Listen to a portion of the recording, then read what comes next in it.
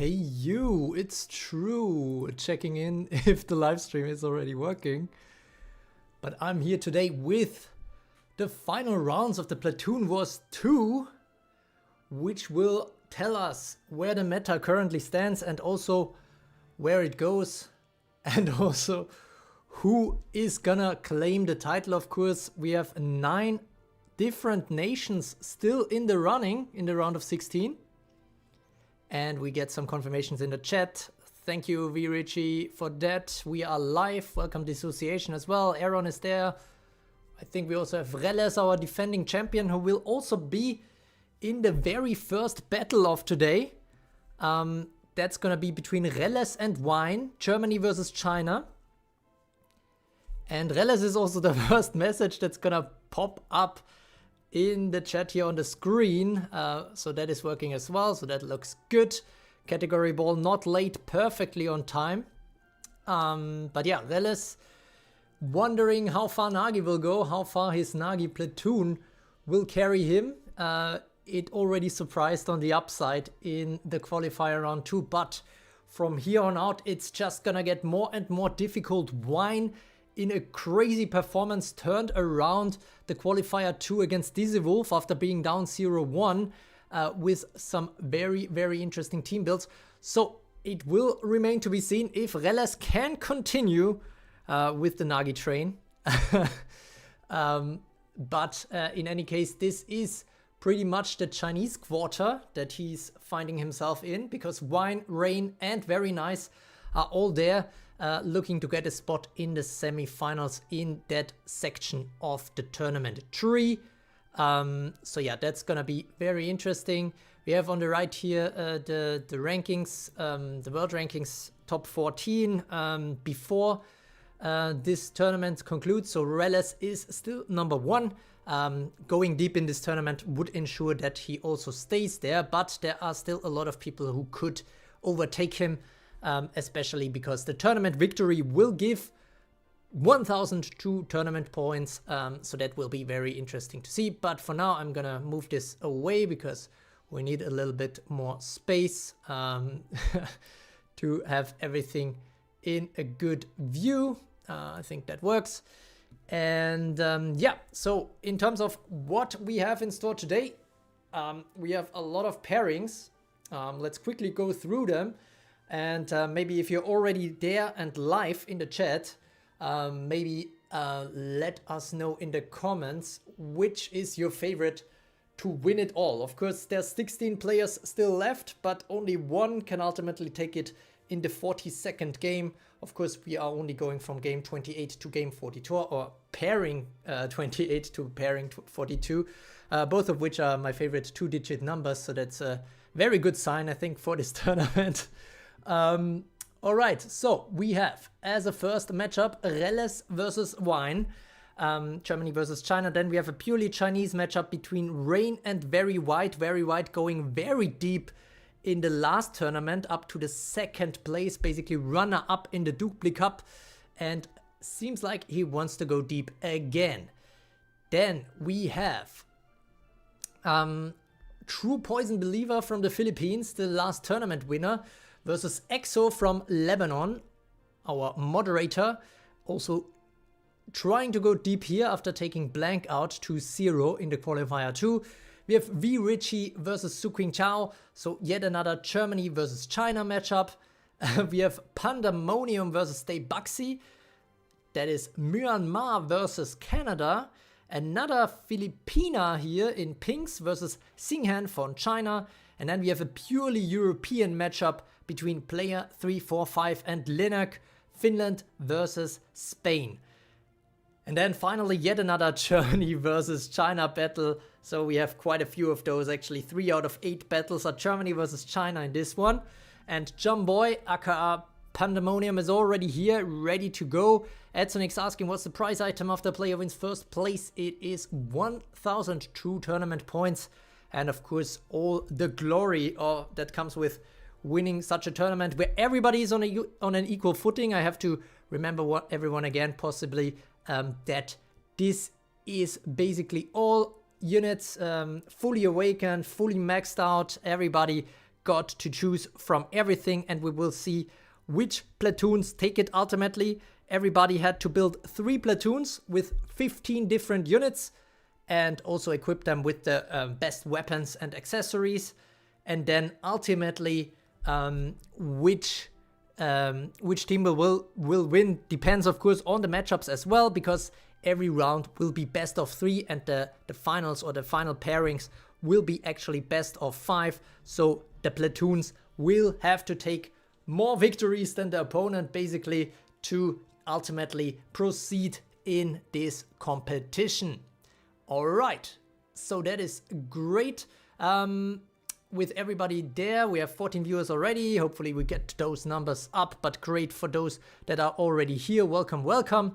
And if you are currently in the chat, maybe quickly write down who is your favorite in this in this round of 16 that we are seeing here on the screen. Meanwhile, I'm gonna prepare very quickly the next matchup, and we will have some betting again. So if you're active in the chat, of course, you passively earn true points, passive income basically, that you can then gamble on the outcomes of the upcoming battles. Of course, as soon as you see the teams on the screen, you can then place a bet with the bot, with the Streamlabs bot as well. All right, Riku Yuno still hoping there's no burn plots. Well, there are some, but I mean, if you recall from last time, actually Sleep was the dominating team type. And is it me or the stream just category ball? What are you? you're ending that on a cliffhanger. I don't know what you're alluding to there. Is there any problems with the connection? Is there any problems with the volume? Just let me know so we can fix that ahead of time. I also turned down the resolution a little bit. Last time we did 4K, which was a bit of a mistake because I forgot to turn that back down for the live streaming. I hope this also means that we will have less struggle with the connection. Of course, the German internet is still wonky sometimes, but hoping for the best. And yeah, gonna wait for next week like this tournament for the answer. For which answer? If there are any burn platoons? Burn platoons, there are burn platoons for sure. But let's see how they will do. And yeah, we already have some people checking their true points that they can gamble coming up in the bets, in the platoon fights that are coming up. We will have Reles versus Vine, and as Reles mentions in the chat, Nagi teams have had the best performance so far with a win rate of 100%. Yes, every platoon that deployed Nagi ultimately got a victory. I think no other unit can say that. So that is absolutely impressive. Let's see how the win rate is at the end of the tournament though. And for that, we of course have to start seeing how that goes. We have Reles versus Wine first, so get your true points ready and think about who could potentially win that matchup. Given the same logic as in the prior rounds, the pairing number actually decides which platoon faces which platoon first. So given that we are at game 28 and that is divisible by 2 but not by 3, we have platoon 2s fight each other first. So Reles sends his platoon 2, Vine sends his platoon 2, and then whoever wins will have to send their weaker platoon 3 against the opponent's platoon 1. And ultimately, of course, everybody needs to get 2 victories to proceed to the quarterfinals. All right, good. Then I see we already have some activity in the chat in terms of the true points being activated. Some have more than others, but of course at the end of the day, things might turn out very differently. And yeah, I think we can start. Let's go over to the battle screen, guys, and get ready for the action. We have quite a few top battles ahead of us today. Let's see what Reles and Vine have in store for us. Maybe it's exemplary of other Germany versus China battles that we will still have today. And Reles even forgot what he put in Platoon 2, given that it was already 1.5 weeks ago that the submissions had to be put in. But yeah, we are back again now with the live stream of the conclusion of Platoon Wars 2. Get ready, settle in, get some popcorn maybe, and let's see how it goes this time for the different platoons and team types. And we are gonna get started. Virici going for Reles here in the comments. And let's see. After 15 minutes talking, we finally start. Was it 15 minutes, really? I feel like we're only live for 10, right? But yeah, here we go. And yeah, don't forget to share around the link if you think some other people or Evertale servers might be interested in seeing how that competition goes and which platoons are currently the most viable to deploy, mostly in wars, but also in arena to some degree, given that the starting lineups are very decisive there as well. All right, let's go. Without further ado, I'm gonna start the battle, and we will see Reles versus Vine, Germany versus China, and here we go as well with the bets. Alright, what do we have? We have Reles with a poison build, poison stun to some degree.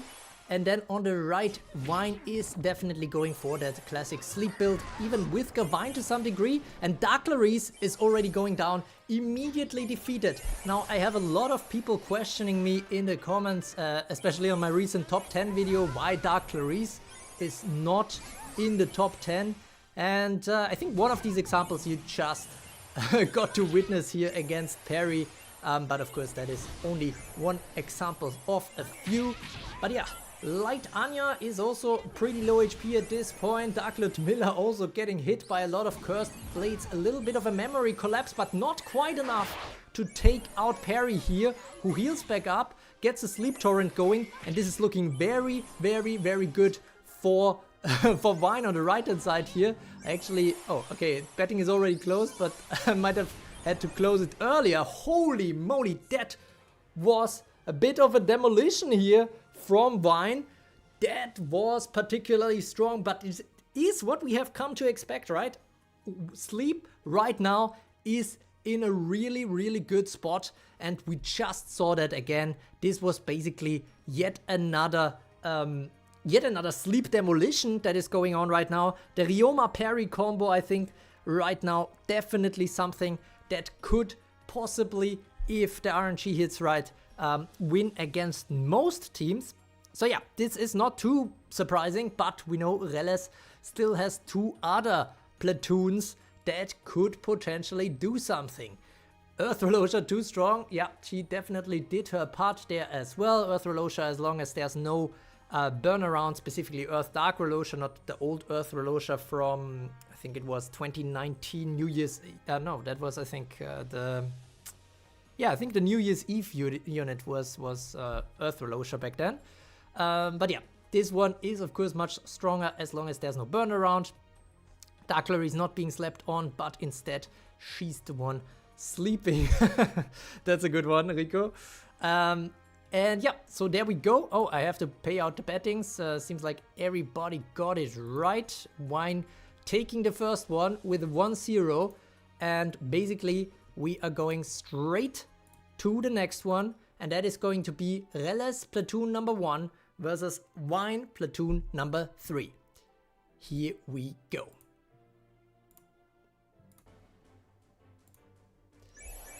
And Reles this time with an interesting stun sleep hybrid, a burn stun hybrid. Now of course the disable here is key. New Anya is still very, very important to disable Perry here. Perry definitely would have taken out Zhuge Liang and Claire here on the right hand side, I think.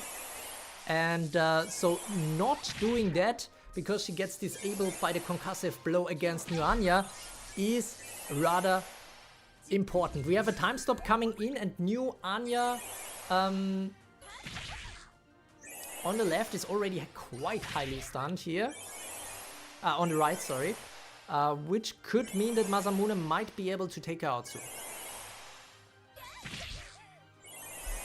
More time spears coming in, but all against Kronos, which will be rather hard to defeat, given that there is some barrier from New Anya active. Zhuge Liang wakes up from the time spears. We have a thunderclap, but everybody is immune except New Anya. Now the lightning strike. New Anya 600 time units and higher. Zhuge Liang on 0 HP, but the time stop coming in and that saves Zhuge Liang. Zhuge Liang will definitely heal back up at the end of that time stop.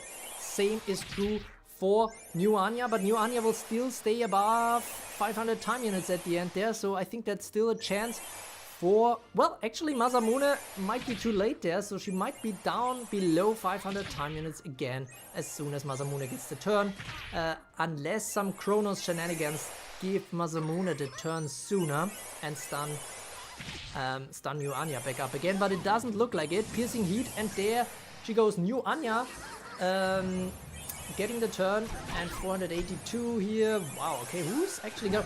Oh my god, Silver Sky Slash, but Silver Sky Slash not taking out anyone. However, the Skybreaker does. Skybreaker takes out Claire here. Very, very important moment here for Reles to stay in this competition. But New Anya is still strong. Then again, now she's above 1000 time units, so the next time Masamune gets the turn, she should be taken out, right? She heals back up again, she gets the Piercing Heat, but right now there's very little that Wine can possibly do here. Wow, we see a Dragon Slam, which is very rare to see. We can see a Crashing Heavens, which is bad for parry, of course, and also the enemy Anya. Wow, parry here with 1500 time units. Undo Existence. Okay, this might be tighter than I anticipated.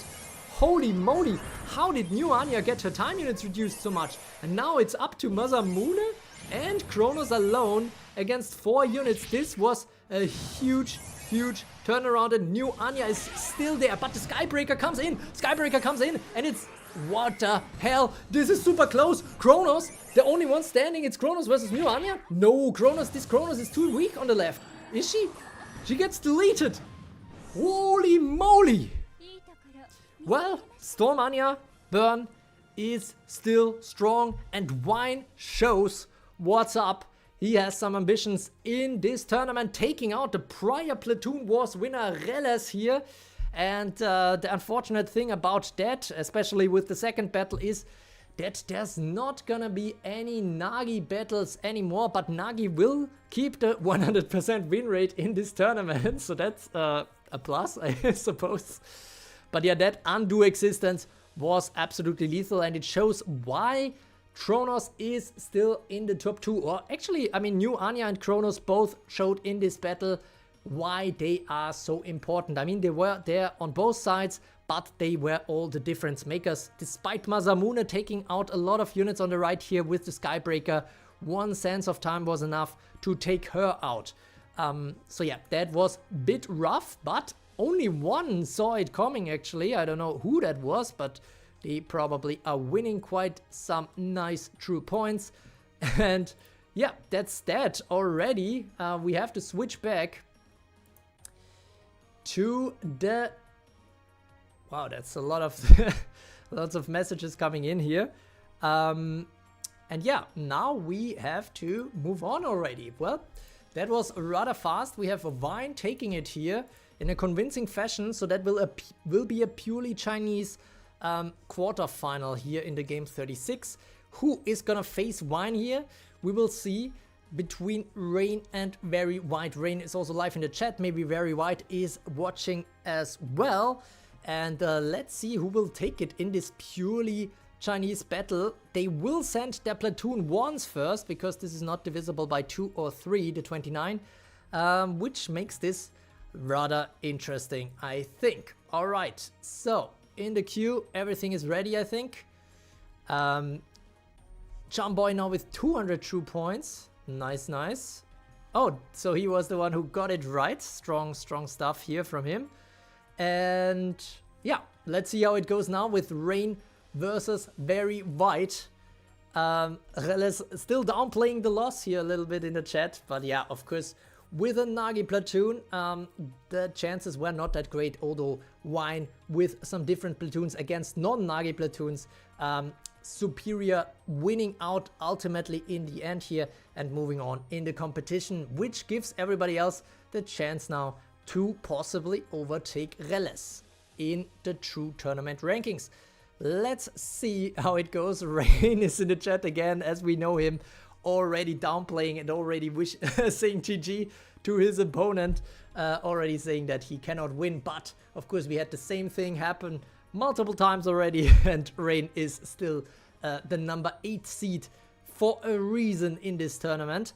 So let's see how that goes. Linux is there as well. Welcome, welcome.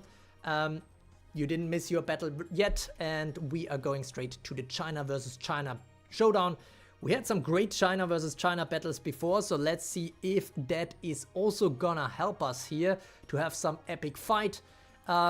We are gonna get ready and directly kick things off, guys. I'm also gonna open the betting again, and then let's see who wins this. Rain versus Very White. We have Rain with the Sleep team on the left, just in time for Linak here, also featuring Mermaid. And on the right we have a wild cooking thing, and that is Sleep. Oh my god, Perry is taken out by Perry. That might be already super important. Oh, the Sleep board's getting taken care of here by Queen Elizabeth's entry. Some nice cursed Helio slashing going on, but Very White cooked up something very strange here, I have to say. Well, it's a Sleep Satan build, I guess. Now both parries are down, so these are the very first units that are down at this point. It is 4 versus 4, and a stroke of genius that nearly takes out Earthgavine, but Earthgavine stays alive. Earthgavine getting another turn. She will do a cursed battle cry, which helps with the purification. A royal trident. Oh my goodness, what just happened here? Rain is absolutely demolishing. The only chance here is Ryoma, but Ryoma is cursed sleeping, getting taken out by the cursed Helio Slash. It's just Hokusai, but Hokusai might not get a turn. Well, she gets a turn, but she falls asleep, so this is rather terrible here. Rain absolutely demolishing here in this battle. Very White in a very peculiar or very, oh my god, we even get to see a cursed end. Wow, wow, wow. Okay, that was a stomp here, and you can already see why I say Rain is not to be trusted if he writes in chat that he's gonna lose.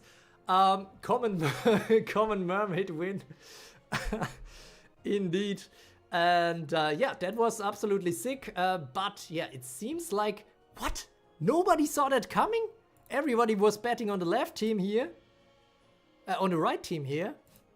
Everybody seems to have believed that Rain doesn't have a chance. What? Okay, interesting. So, yeah, the left is the winner. I still don't know if you guys lose the points due to that. But yeah, unfortunately, everybody was wrong on this bet. So Rain, apparently the underdog, according to the bets, still taking it. And now it's gonna be Rain Platoon 3 versus Very White Platoon 2. So we are continuing onwards directly. God bless the Rains.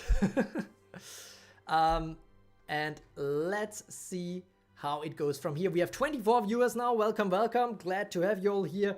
We are in the middle of round of 16 for this Platoon Wars 2, and only the very best platoons at this point survive. So let's see how it goes. We are gonna kick off with Rain being in the lead 1-0. Now Very White has to do a reverse sweep, win the next 2 battles to still stay in the competition. Let's see how it goes. Let's see what other teams they have cooked up for us. We have on the left here Burn Stun for Rain, pretty classic stuff. And then on the right we have some cooking again from Very White, and that is Poison Sleep. Yeah, I think, well, it's really a crazy cooking because Sorrow is also there, but yeah, this is basically Poison Sleep. Let's see what the Memory Collapse can do. Nothing, because everybody is burning pretty much, so that was a bit unfortunate there.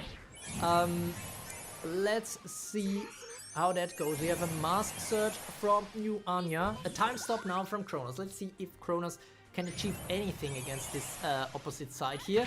A Time Spears against Sorrow, but Sorrow healing back up, but her Hold Ground class might get disabled as soon as she gets the turn. And then she will be very vulnerable to that Time Spears. I think Kronos will take Sorrow off the field here and get the first kill this way. And I'm also a bit concerned about Pinocchio. He's burning and relatively low HP. At the end of the time stop, that could mean that she also gets taken out. Well, nope, okay, she's she's completely healed again. Not even sure what happened there, to be honest. But yeah, time stop ends and Silver Sky Splash comes in. But even, oh my god, it wasn't even enough damage to take out an Earth unit here. Interesting stuff, but Pinocchio is going down. Rain now with the upper hand. It's 4 versus 3. And actually 4 people believe in the win here for the left-hand side, for Rain. Seems like this might be very difficult to turn around for Very White, especially because Earth Dark Velocia facing against Burn is not the best. Yes, we do still have Queen Elizabeth and Dark Ludmilla, but let's see if they can do much against that. Especially now that Kronos gets the turn, another Time Spear is coming in, that means Queen Elizabeth is also down. Heat Paralysis coming in. Okay, this is the end, guys. I don't see, I mean, I might be jinxing Rain here, but really I don't see any way to come back here for him, for Very White here. Very White definitely with some crazy cooking, and he already managed to go to the round of 16 with that, but the classic builds by Rain seem to take this one. There's not much anymore that can be done. Rain is reigning ahead. Okay, I kind of ran out of the metaphor there. But yeah, GG to none other than Rain, and we have yet another 2-0. Wow, this is interesting. A lot of strong performances coming in here by Wine and Rain so far. Very White, on the other hand, not gonna repeat the runner-up performance of last time. It will be Wine versus Rain in the quarterfinals. And now we will have the first battle without any Chinese participation. And that is gonna be True Poison Believer versus EXO, Philippines versus Lebanon. EXO obviously the only representative for Lebanon, so he has to hope to hold the flag up high for his country. Meanwhile, True Poison Believer still has the pressure on his shoulders, split together with Pinks, who is also from the Philippines. All right, good. Let's see how that one goes. Let's see what they prepared for us. And we're gonna go straight ahead. Oh, I also have to pay the bettings. Apologies for that. So the left team won this time. And 80% of you got that right. Perfect. Now we go back to the roots. True Poison Believers versus EXO. We're gonna go straight ahead because we still have a lot of battles to watch today. A lot of high quality platoons to see how they will fight. Go Poison Believer, go Linux in chat here. Let's see who is gonna take this one ultimately. We're gonna start it. We're gonna start the betting. And, oh, apologies. That was the battle that was originally planned as a third battle, but we didn't need it. So we are going straight to True Poison Believer versus EXO now. Both of them sent in their platoon 3s. And let's go. Let's see how it goes. Betting is already open now. Let's see. We have True Poison Believer with Okita. With a crazy build here, a bit of a stealth build here, I guess. Stealth Poison here on the left. And Stealth Poison Stun, actually. That is some real crazy cookery. And on the right, though, we also have Poison Stun. So, let's see how that goes. I'm not a huge fan of the Okita pick. But yeah, Dark Lancelot will take some heat here from Kronos, which will be very helpful. Oh, actually, okay, Okita also taking some heat. So this might be the end of Okita already at the end of the time stop. Yeah. Well, Captain's Resolve not gonna help her much. She will still be defeated. Yeah, Okita is a bit of a rough pick here, I have to say. Plot twist, Hichikata gets taken back again, but that doesn't matter all that much. Then again, Hichikata was super strong in the Dupli Cup, but we are in a different time zone now, as Dark Lancelot also has to notice, because why did she just try to take a Time Desecrator here against Murasaki, and Dark Ludmilla goes down to lethal poison already. That is crazy. Skybreaker also coming in, but the execute is not unlocked yet, so there is still a chance for True Poison Believer. EXO in front though. And the betting has closed. It's 2 versus 5 at this point, and also 75% think that the right side will win here. The Whale of Dread not doing much because Murasaki comes in right away, right again, and now it is a problem because this means Hijikata will pretty much go down and Dark Lancelot will even go out before that. That is crazy. That was pretty strong stuff here from EXO, taking the first win against True Poison Believer. GG, well played to True Poison Believer, who has to come back here in the next battles. Let's see how that goes for him. But yeah, that was pretty straightforward. The right hand side with EXO here winning against the Okita Hijikata build from True Poison Believer. Then again, that was the number 3 strongest platoon. So there is still a chance for Riku Yuno to come back here with the platoon 1 and 2. First up, we will see platoon 1 of True Poison Believer facing the platoon 2 of EXO. So that will be coming up next. Let's see how it goes. He didn't believe the poison. Well, it was poison versus poison to some degree, so I guess the belief can still be there to some degree. Alright, let's see how it goes from here. We are continuing onwards, and we are going straight into the next battle. Get your 2 points ready if you wanna bet. Of course, it's completely free, as you know. And now we have True Poison Believer with a truly poison believing platoon here. Again, pretty much purely poison with Goemon there as well. But on the right, EXO has the sleep platoon with Mermaid, with Ryoma, with Perry, with Yamato. That is some very, very strong stuff here. But the good thing is, there is New Anya on the left, which will really help initially against Ryoma and Perry both. And especially now, well, no, unfortunately. Oh, Memory Collapse coming in. It's super effective. Holy! Perry and Mermaid going down immediately to that lethal poison. Of course, the RNG also played its role there, but holy moly, that was super important here for True Poison Believer.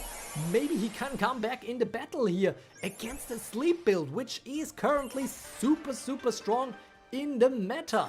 So that will be rather interesting to see. Okay, I cannot read, unfortunately, what Tian is saying in chat here. But wait, let me see if I can quickly put up some Google Lens here to translate.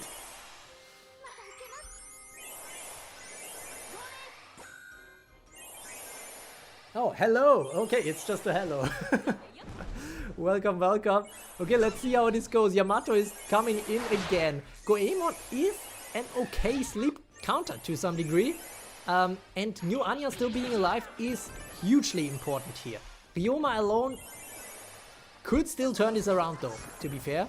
Then again, with Storm Snow White closing in on the unlock here of her survivor skill. Oh, it's already unlocked, but it's not enough despite this elemental advantage to take out Yamato. So that is very important, and the Autumn's End takes care of Storm Snow White. So this is not over yet. True Poison Believer is still under fire, literally, by the victory cannon of Yamato here, who gets immediately disabled. We have a stealth flank coming in. Pinocchio with the cursed roots. Maybe he can get lucky again with some poison memories. Let's see how that is. We have some poison. We have some, oh my god, lethal poison. Ryoma somehow survives. We have some Crashing Heavens coming in, but Ryoma is cursed sleeping but stun immune. Yamato is pretty much out. Modular shot taking out Yamato. And now it's just on Ryoma. Can Ryoma alone do it? He takes out New Anya. Doesn't get disabled because of that. The stealth flank gives the turn, and 1000 cuts against Pinocchio. But Pinocchio gets the turn as well. Cursed Roots. Can Ryoma clutch this? She might, because she takes out... Holy moly, she takes out Pinocchio. That might be hugely important here. Because I'm not sure if the Goemons alone can do this for a True Poison Believer. Can this be... Well, I mean, there's still so many reinforcements, but some of those are imposters. We have Assassination, but the armor is just too high, I think, for Ryoma. Everybody's still dying here. We have Assassination attempt after Assassination attempt. But what's going on here? Ryoma is just too strong? Who's taking this one? Ryoma aura farming as always. Holy moly. Oh, okay, Dark Clarice is still there, guys. So, to all those saying Dark Clarice is hugely undervalued in my SSR World Rankings, this might be the time for Dark Clarice to shine, but she will not get the turn because Ryoma is already poisoned, which is a huge issue here. Oh my god, okay, assassination attempt. Well, Dark Clarice carry? Was that a Dark Clarice carry or what? She just had to enter for 1 second and immediately True Poison Believer made it the 1-1. So yeah, now I understand why everybody is saying Dark Clarice is underrated in my SSR World Rankings. Well played, well played. Alright, and that means, ooh, spicy. The left side winning here, which only 1/3 of you saw coming.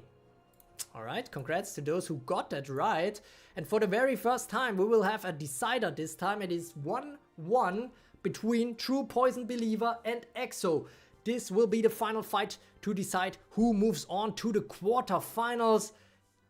Let's see how it goes. Rico Yuno saying, now it is my Perry's turn. More clones the better. Let's see how it goes. We will go straight to the KO phase, basically. Well, we are in the KO phase the whole time, but this is really a KO battle now, because no matter who wins this, the other one will be out. It is Philippines versus Lebanon. It is True Poison Believer versus EXO, and we're gonna start the bet. We're gonna start the battle, and let's check out what they have in store for us. True Poison Believer with a Queen Elizabeth Ryoma build with Dark Sun Wukong and reinforcements to make use of that Elizabeth passive. But on the right hand side we have a pure burn team. Yes, although Anya is there in reinforcements. Then again, in reinforcements, she cannot help so far against this onslaught of water units. So let's see how that goes for EXO. True Poison Believer taking, dealing some damage here, but no unit went out yet. It is still a 5 versus 5. We have a flame sweep coming in. Of course, Murasaki will not be long for this world, but maybe True Poison Believer likes to see that actually, because that means Dark Sun Wukong will come in. And given that new Anya is in reinforcements, these Dark Sun Wukongs might just be able to do some very, very nice stuff here. Duplicating to the maximum first and then dishing out some really, really strong damage, but Deadly Burn Blast takes out Queen Elizabeth, which means Dark Sun Wukong will not be able to clone. This is a hugely important part here for EXO. Then again, everybody falling asleep here now for the burn team side, but still nobody taken out. Blot out. This is terrible. Everybody is waking up again. This is not going as planned for the True Poison Believer, although Cerberus is going down, but new Anya is there now, so this is rather problematic. And Dark Sun Wukong is gone already. It's just Ryoma and Hokusai at this point. What's going on?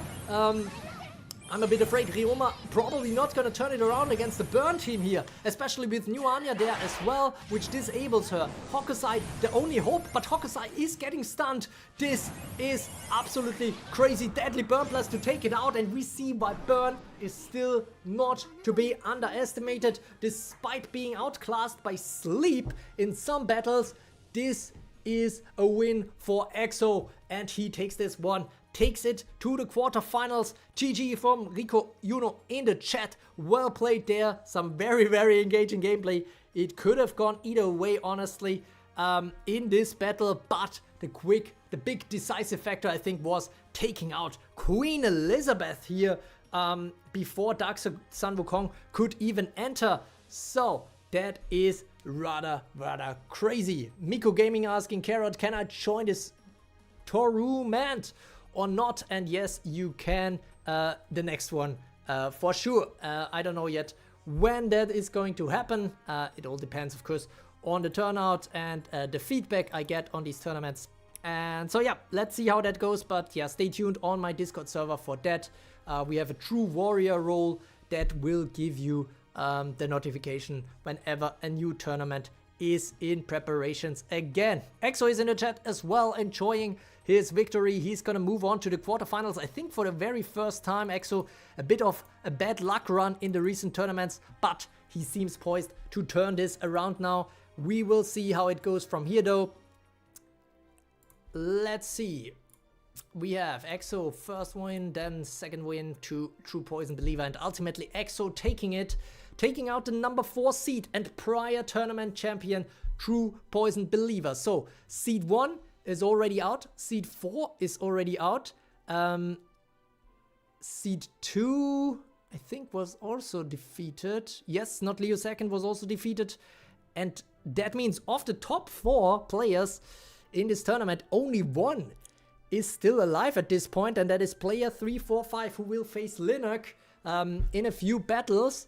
Let's see who is actually gonna be the highest rated player in the quarterfinals. Seems like we have a few upsets coming in here, and the next battle might be no exception. We have V Richie, who already took 2 victories against Germans, and Su Qing Chao, who also took the victory against another German. So this is gonna be interesting. Has Su Qing Chao here this disadvantage? I mean, he is more of a veteran in terms of the tournament experience, but V Richie looking strong in these prior rounds, already taking out the number 5 seed, who was actually planning to move on to the round of 16. So yeah, let's see how it goes there. Oh, I didn't pick a winner yet. That was EXO taking it. 60% of you saw that coming. And yeah, that is that, and we are going to see V Richie's Platoon 1 versus Su Qing Chao's Platoon 1, so top class Platoon wars incoming right there. Let's see how it goes for them, and who will face EXO in the quarterfinals. Is it gonna be V Richie or Su Qing Chao? It's Germany versus China yet again. The first Germany versus China fight was taken by China. Can V Richie strike back now? Let's see how it goes in this battle. And yeah, we're gonna switch right over and also open the bets. Let's say go Richie to his fellow country mate here, and let's see how it goes. We have Burn Stun on the right for Su Qing Chao, and for V Richie it is a Poison Stun build. Let's see how it goes. I'm always a bit scared for Dark Clarice in these situations.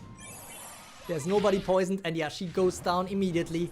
Not the best start for V Richie, but now new Anya is coming into the field, hopefully turning it around, but meanwhile Pinocchio goes down. I mean, this is a bit to be expected against the Burn team, especially against the Burn Stun team because of that time stop.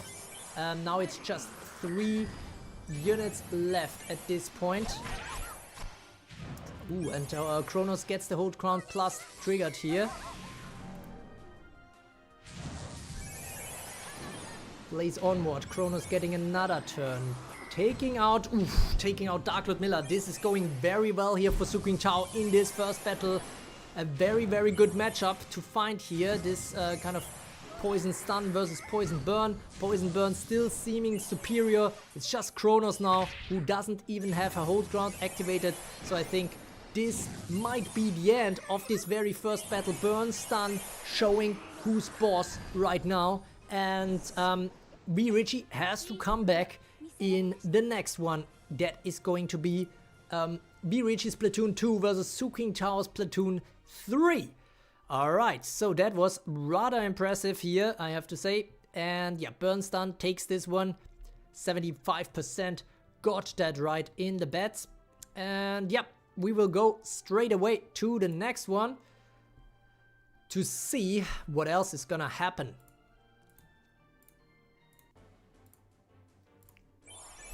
V Richie now with the sleep team, of course a bit unlucky that sleep team wasn't there in front, and now it's actually sleep versus sleep, so this is rather peculiar, rather interesting.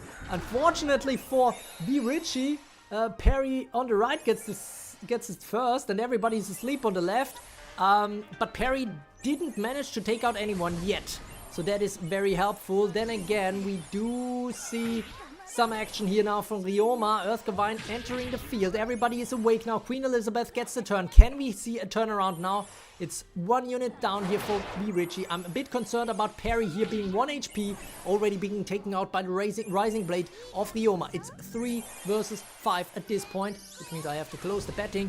And let's see if there can be a turnaround for from Earthgewine. It is a concussive blow against her, which means she gets taken out the afternoon tea, meaning that only Parry falls asleep. Oh my goodness, the crashing anchor coming in. Now it's just Ryoma, but Ryoma is asleep. Ryoma is asleep, falls asleep again to some cursed sleep. Still having that up, but now there's nothing left. Oh my goodness. Wow, that was quite impressive. But honestly, I think the one thing that was the deciding factor was Parry on the right hand side getting the turn first. Otherwise, the RNG might have made this a completely different battle. And that was decisive. I'm not sure if V Richie put the highest speed accessory on his Parry there or not, but that might have made the difference.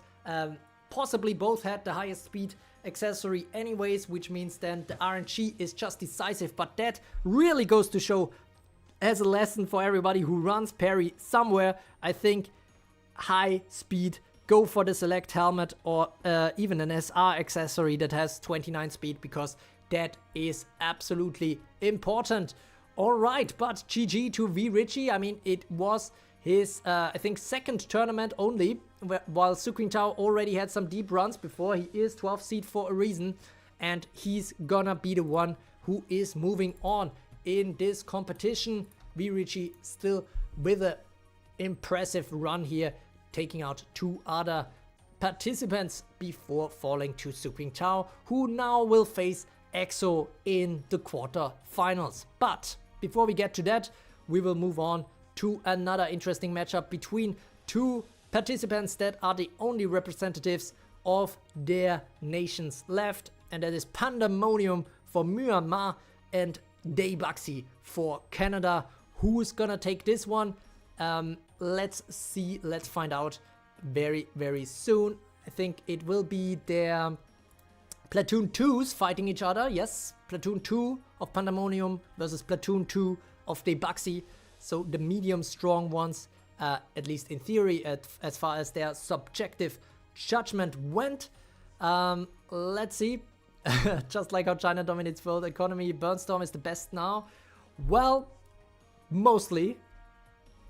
Still very, very strong for sure, but Parry is extremely good, as you could see in the battle just now. Just her getting that initial turn was absolutely decisive.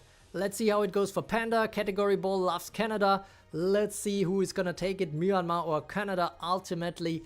Both of these are actually relatively active, I think, on the main Evertale Discord, so it's a bit of a fight between 2 veterans that are often there to give some advice to newer players there as well. Let's see who will ultimately win out here. Is it gonna be Panda or Daybaxi? It's gonna be very interesting to see for sure. We're gonna switch over directly and kick it off.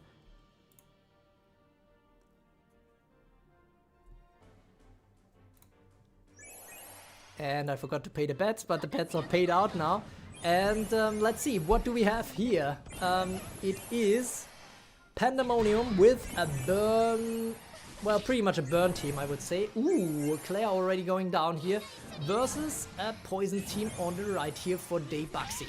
It is throwing some knives, but she gets disabled. Alright, Zhuge Liang now getting the turn. Then again, I'm a bit afraid here for Panda, because the damage output here might not be quite enough. Then again, heat paralysis, very effective. Let's see, and there's no guard. Okay, flame sweep coming in. And Mega Poison and Burning still taking turns here on the left, New Anya.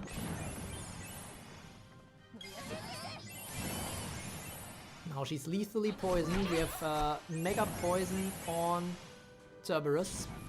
Underworld Burn now, and New Anya is healed again. Dark Clarice going down, guys. I'm just saying. Dark Clarice, in my eyes, yes, the data says she's not a top 10 unit, but also I think in my subjective view, I don't I don't think she's a top 10 unit. But yeah, let's see how it goes. It is a 4 versus 4 at this point. We have Burn Stun versus Poison. Earth Dark Rolosha going down. Of course, she's not very effective against Earth here. We have the favorite based on the bets being Pandemonium here on the left. Rings of Fire coming in. It is a 4 versus 3 and Dark Lancebot dies to the flames before getting another turn. Heat Paralysis coming in. I'm not sure how they will even get another turn at this point. It is not looking too great. They don't have a get turn mechanic. So the stuns will go higher and higher. We get a Hell's Judgment even because Dark Lord Miller doesn't even have her... Well, she does have her guard up, but Hell's Judgment is a two target attack, okay? Rings of Fire taking care of the stealth. The stealth still going up again and again. Hellhound coming in, more stunning, but here the stealth is there as well. Because of that constant burning, it means that Dark Kaguya will get healed up again because there's no Mega Poison units on the left here for Pandemonium. But it is still looking good for Panda here. There's not a lot of scenarios how Debaxi can come back. Then again, if Dark Lord Miller gets the turn, because, you know, it seems very, very difficult to actually get an execute here against her. So Dark Lord Miller probably will get eventually the turn, hopefully before she gets stunned again by Cerberus, which just means we would have to wait even longer. Well, the stealth also helping here. And yeah, Dark Lord Miller, as Nelson mentioned in the chat, could still clutch this. She will get the turn, she will do an Unleash Chaos, which resets the spirit completely, and then she can do something crazy here with a Dark Drain, and then with an insanely important Degrading Slice. Nope. Okay, never mind. Because the two guards are probably too powerful, even with the Degrading Slice at 0 spirit. It's not quite enough. That is a bit of a problem. I'm not sure if there's anything that can be done here. Full Force, also not quite enough. We've seen this movie before. So maybe she will just use up her Unleash Chaos and then fall.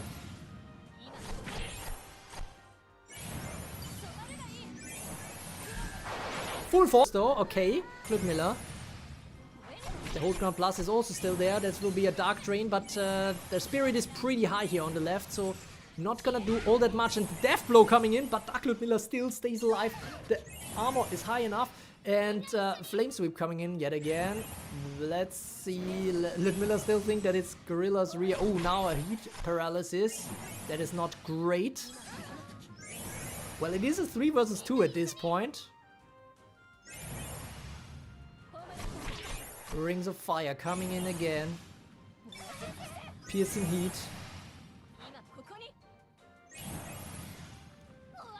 Flame Sweep now. Well, Dark Lord Miller about to get her turn.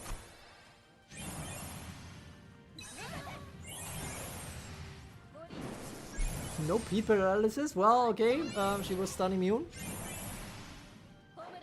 Rings of Fire now. Dark Lord Miller. Well, the Spirit is just too high. Well, okay. Unleash Chaos might change that. She might take out 1 unit. No, Zhuge Liang still survives. Barely. Wow, that was crazy. And that's how she gets the Dragon Slam. Dragon Slam is such a locked skill, and that one took it for her. I mean, New Anya might go down at some point, but it does seem like Dark Lord Miller alone might not be able to do this, right? But yeah, this is a long one. Ooh! Dragon Slam coming in again, but this one not taking out Dark Lord Miller. Interesting. Oh, and now Dark Lord Miller is stunned. I don't know, can they even take her out? Oh my god, she's so stunned now. I hope they find a way to take her out, because this might take a while otherwise.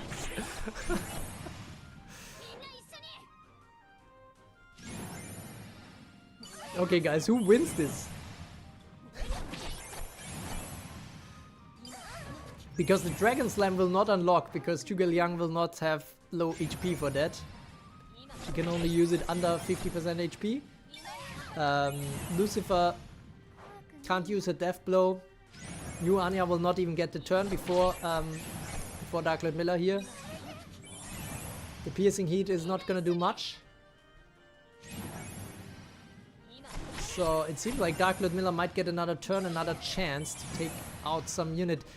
I'm really confused why.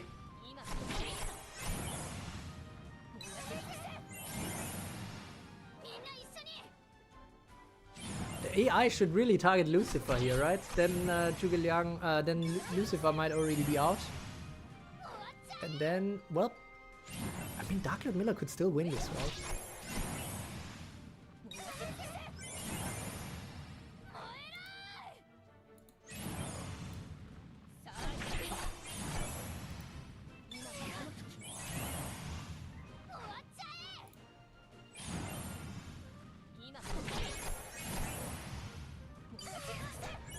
What in the infinite survival is this? Yeah. Well, Dark Lord Miller is about to get another turn, guys. It didn't take all that long, I guess. The question now is, can a degrading slice take care of one of these burn units? I think that's the big part. Unleash chaos yet again. Zero spirit, and now it's the time. Nope. Yet again, Zhuge Liang gets targeted, and Zhuge Liang isn't being taken out.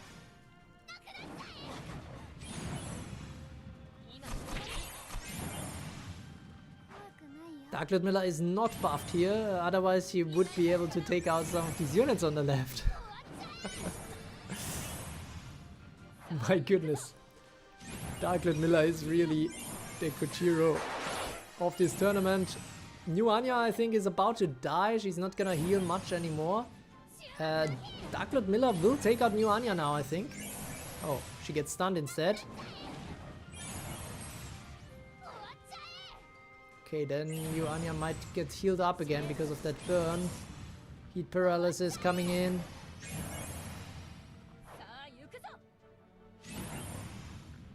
I don't think I'm gonna skip because I feel like this will resolve very, very soon. You know, either Dark Lord Miller runs out of Unleash Chaos. Lujiro.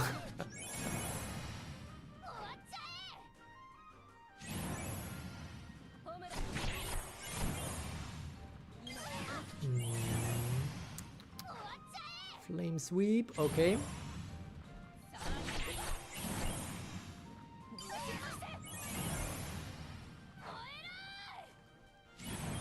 To those who are saying skip, you should tell me who is gonna win this.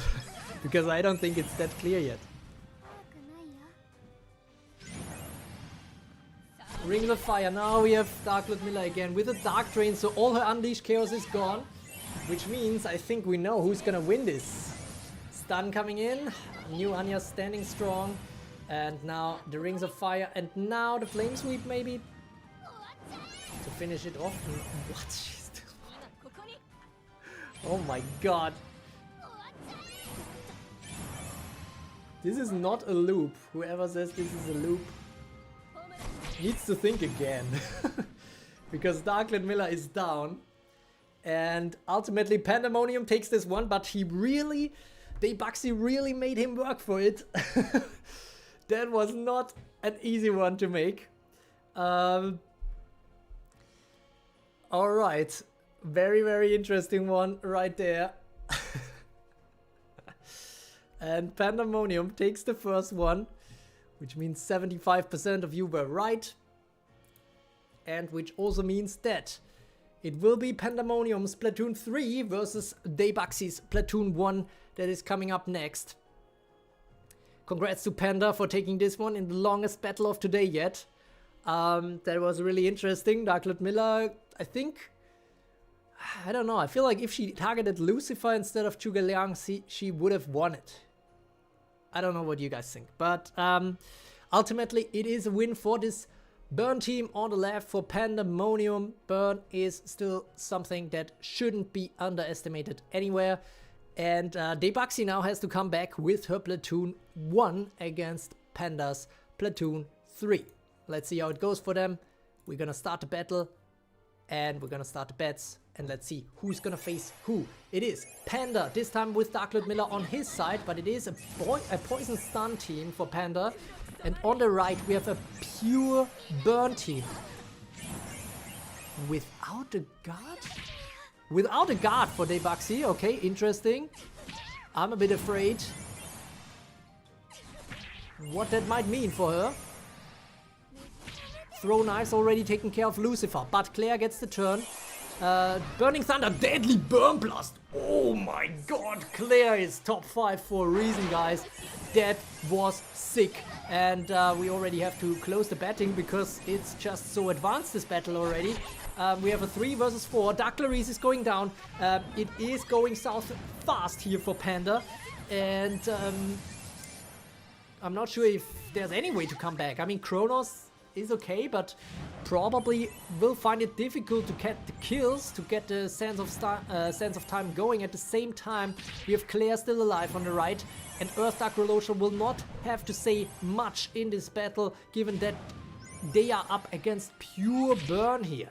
So this is gonna be rather difficult. Interestingly, we have 2 bets for left and 1 bet for the right here. So whoever did the bet on the right in time might have a good outcome, because honestly I don't see how Panda can come back here.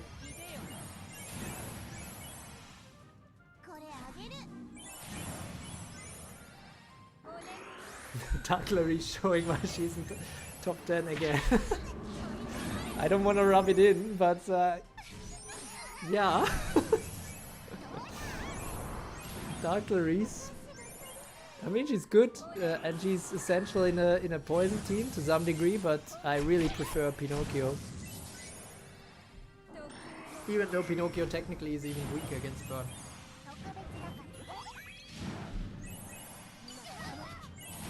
But I think Pinocchio can just make much more of a difference against the Storm units, and we see Kronos going down. Well, that was a quick 1-1 here for Debuxy, and so we will go into a decider yet again.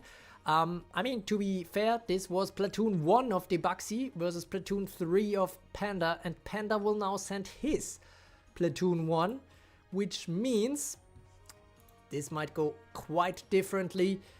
Now it will be the home game of Panda coming up.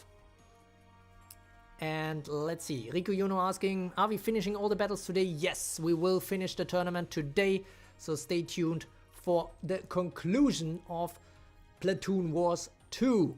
Storm AI issues. Well, yeah, that's also a way to put it, but then again, the matchup wasn't all that favorable to begin with, especially as soon as that Deadly Burn Blast of Claire took out 2 of the essential units for Panda on the left here. And yeah, let's go. We're gonna go straight ahead into the final battle. Who is gonna move on? Is it gonna be Myanmar or Canada? Is it gonna be Panda or Debuxy? Only one country can still survive in this competition. And Panda put up a sleep poison team on the left here. Well, it's mostly sleep, but there is Pinocchio as well. And on the right, Debuxy here with a storm team with Murasaki. Murasaki and New Anya, I'm a big friend of that combination, but I am a bit afraid here for what that matchup means. Parry is not gonna do all that much against Storm, so Parry isn't the concern here.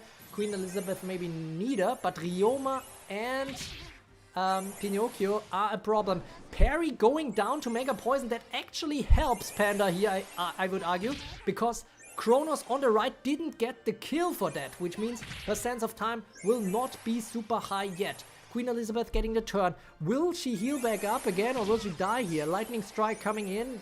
Queen Elizabeth is getting a Queen Strike but gets disabled by New Anya. This is a big problem. Pinocchio really has to make some wonders happen here, I think. Ryoma is also gonna struggle against New Anya. Getting a turn, the Dancing Leaves is very important. Queen Elizabeth really needed that one. Masamune falling asleep. The Rising Blade, not quite enough to take out New Anya. That's why I meant New Anya is still a good Ryoma counter to some degree, especially early on. But now Pinocchio, this is gonna be important. Lethal Poison on Kronos, this might be it. Holy moly! Yep, Kronos is taking out Nike, enters the field, but Nike is not even top 28 at this point. that's not gonna be enough, I think. Light Anya gets taken out though, so that is that. So we have a 3 versus 4, so maybe it's not over until it's over. But yeah, I think Ryoma and Pinocchio are in a good space now. Well, Murasaki comes in. I don't think Queen Elizabeth can do much.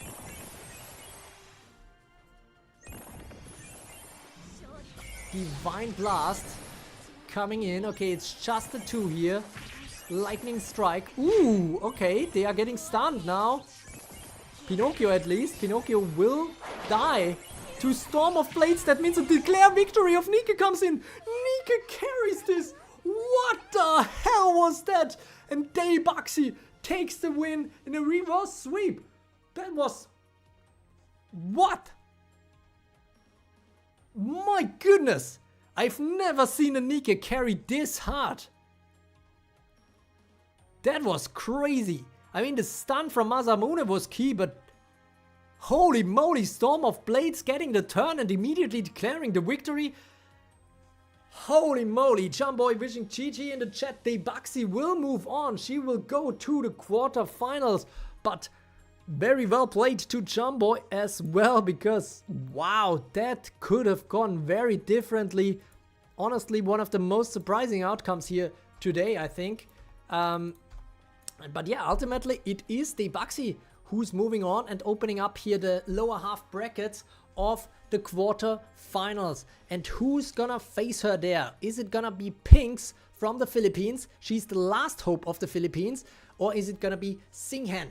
I feel like we had Pinks versus Deibaxi even before. I'm not sure, but maybe that was the case. But then again, Singhan is on a roll here, took out Harem of Bossman and CHSB in the prior rounds, and Pinks relatively convincingly also took out Midnight from Serbia in the round before. So both of them with a good track record, obviously, otherwise they wouldn't be here in this round of 16. But yeah, who's gonna take it ultimately? That is something that remains to be seen. We will have Pinks Platoon 3 versus Singhan's Platoon 3. Oh, and I also have to pay out the bets, and only one got that right. Wow, okay. Strong stuff here, whoever got that bet right. And yeah, Nelson in chat saying, well played Deibaxi, I'm rooting for you now. Nice, alright. Deibaxi got a fan after this crazy showdown. First, in the first battle, kind of refusing to die with one Dark Lord Miller, and then turning it around in the subsequent battles in a very, very interesting fashion. Alright. Category ball was the only one choosing right. Congrats, Dan. That's a good return on investment for you there. And yeah, let's see how it goes now for Pinks versus Singhan. It's Philippines versus China. China still very strong. 3 out of the 5 quarterfinalists so far are Chinese, and it could be even 5 at the end. So yeah, let's see if Pinks can do something against these strong Chinese platoons. We will have to see how that ultimately goes. Time for Pinks to dominate, Linux says. Let's see if that is gonna be the case. We are gonna start straight away, and let's see what they have in store for us. Pinks with a poison platoon. With Earth Divine, no guards. Well, actually, Dark Lord Miller is the guards, never mind. And Dark Clarice, maybe Dark Clarice can finally do something here, although against New Anya, there is a bit of a weakness, I would argue. And the burn from Lucifer is interesting to keep here every lethal poison at bay. That is not very helpful for Dark Clarice, who also gets stunned. Dark Lord Miller also already highly stunned. Not the start that Pinks would probably hope for here. And Dark Lord Miller is already 600 time units, which means the very next time Masamune gets the turn, she's gone. Cursed Battle Cry coming in now. Poison Memories unlocking. This might be key here if she gets the turn. Unfortunately, Earth Dark Divine gets the turn first, which means a Cursed Sleep coming in. Oh my god, and now everybody is burning again, which means the memory collapse is not doing anything here for Pinocchio except getting him burned. So this is not the way this should go for Pinks, I would say. I mean, it's still a 5 versus 5 at this point, but I'm not liking the current board for Pinks. Singhan is looking very, very good here after these initial bad lucks, I would say. Dark Clarice now... Well, there's nobody Yeah, Dark Clarice is going down again, guys. I don't know. Is that a top 10 unit? You tell me. Earth Gavine is also gonna die very, very soon here. Dark Lancelot, on the other hand, at least getting the turn. Maybe that's a chance. Although, I mean, right now, of course, the time stop is or was still active. Dark Gavine also helped Mother Moon survive from poison. Yeah, that was very, very unfortunate. Dark Ludmilla, what? Oh, she got down in the time units again, but Pinocchio is down as well now. Dark Lancelot, not even sure if she can get another turn. Dark Ludmilla is down here. Singhead is poised to take this one 1-0, and Pinks will have to come back in the subsequent fights. Skybreaker coming in, not enough to take out Dark Lancelot, but the sense of time of Kronos, of course, is, and this is a win for Singhead here with his Burn Stun team. Burn Stun after... Well, I mean, they did okay, I guess, last week in the initial rounds, but Sleep did much better, and now I feel like Burn Stun, so far, basically 0 losses. Burn Stun is the way to go, it seems, in this quarterfinal round of the tournament. Let's see. Rain saying many aren't putting Dark Clarice into the right setup, so maybe there's a different kind of cooking that is required here. But then again, I think it's too niche. Dark Clarice carrying is too rare for her to be considered a top 10 unit. Alright, let's see how it goes from here. This means Pink's Platoon 1 will fight Singhan's Platoon 2. Interestingly, that Singhan put the Burn Stun as his 3rd strongest platoon. Let's see how that goes from here. We're gonna go straight ahead. We have 29 viewers now. Nice. We are very close to breaking into the 30s. So if you wanna support the channel, just share around the link. Tell your friends to join that live stream and have some fun betting and guessing along who's gonna take it, and also get some important information on where the Evertale meta stands right now. All right, let's go ahead. We're gonna kick it off.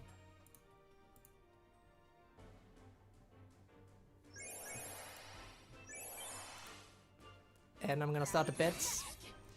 And we have Pinks with a Sleep team. Ryoma Perry here as the Platoon 1. And on the right, Singhan with a bit of an interesting one. Dark Clarice, Dark Ludmilla. It is pretty much a poison cursed Sleep build here. Death's Kiss versus Yamato. That is a strong start for Singhan here. But now Queen Elizabeth enters. Of course, not having any guards is a bit of an issue here. Then again, Ryoma is possibly key here. Well, Perry also, I would say. Then again, I'm actually not sure how this is gonna go. Let's see what the bets say. Who is betting on which team here, on the left or the right? I'm gonna wait here until the bettings are closing.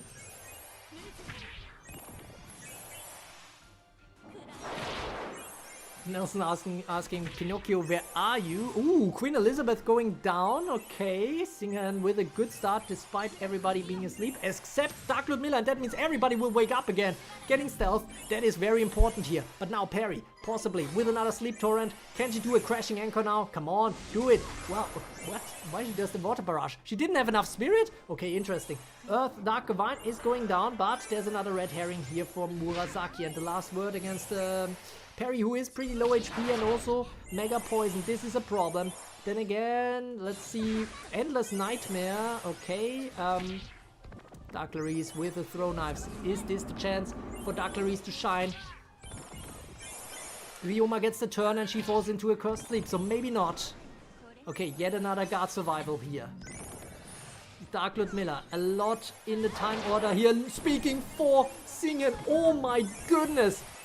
The Chinese players are on a freaking roll here. Good evening, Gosh Prashant. You just made it in time for another Chinese steamroll. What the hell? This is crazy. So this sleep team wasn't quite equipped to get a hold of this. I think Dark Ludmilla was absolutely key here. And I do think, I mean, we have Dark Ludmilla, I think, and Dark Clarice right now in the banner. I do think Dark Ludmilla is the better unit than Dark Clarice in 85% of the cases. And I think the tournament today, it shows you that to some degree. So yeah, let's see. GG. Very, very strong performance by Singhan here. Pinks has to bow out of the competition. And wow, that means the 4th Chinese player already in the quarterfinals. Seems like platoon wars are their specialty. But now, in the next matchup, there will not be any Chinese advancing to the quarterfinals. It's gonna be a European player, or rather possibly the last European player. Well, there's still Sombrix from Germany in the last battle, who might have to take it against the Chinese Lulu. But at first, this is the only guarantee for Europe here. Finland versus Spain, player 345 versus Linek. I think both of them are live in the chat right now, so this is a great showdown. And we have 30 viewers now, which is awesome. All right, let's see how that goes. We will see. Oh, actually, I didn't pay out the bets yet. This was a win for the right. And let's move on to player 345 versus Linek. Let's see who takes it between those two Europeans. Is it gonna be a win for Northern Europe or Southern Europe? That's the big question now. What do they have in store for us? Player 345 is the last top 4 seed player in this tournament. Actually, the last top 7, I think, even. So, if he is taken out by Linek, then Rain is going to be the highest seed player that even made it to the quarterfinals. A lot of upsets in this competition. And let's see how it goes now for player 345. A lot of pressure for him, but a lot of chance here as well to make up a lot of ground towards the top of the rankings, where he's already 3rd place. So let's see how that goes. Everybody's getting ready. Linux saying player 345 wins by a lot. I don't know who the other guy is, but no way they win. Well, okay, I see Linux is trying to deploy the rain strategy of of already giving up before the battle and then winning anyways. But let's see how it goes for him here. We're gonna start it, and we're gonna see their platoon 2s fight each other first. Player 345 for Finland, Linux for Spain. Here we go, and here we see what they have in store for us. It is Poison versus Poison. Oh, okay. We have Poison versus Poison here. And Dark Clarice is facing each other here. A lot of tightness here in the timeline, if you see it. Everybody doing some instant skills. Cursed Roots taking care of all the... Well, it's not taking care of the lethal poison, because it's not a stealth thing, it's just a purification.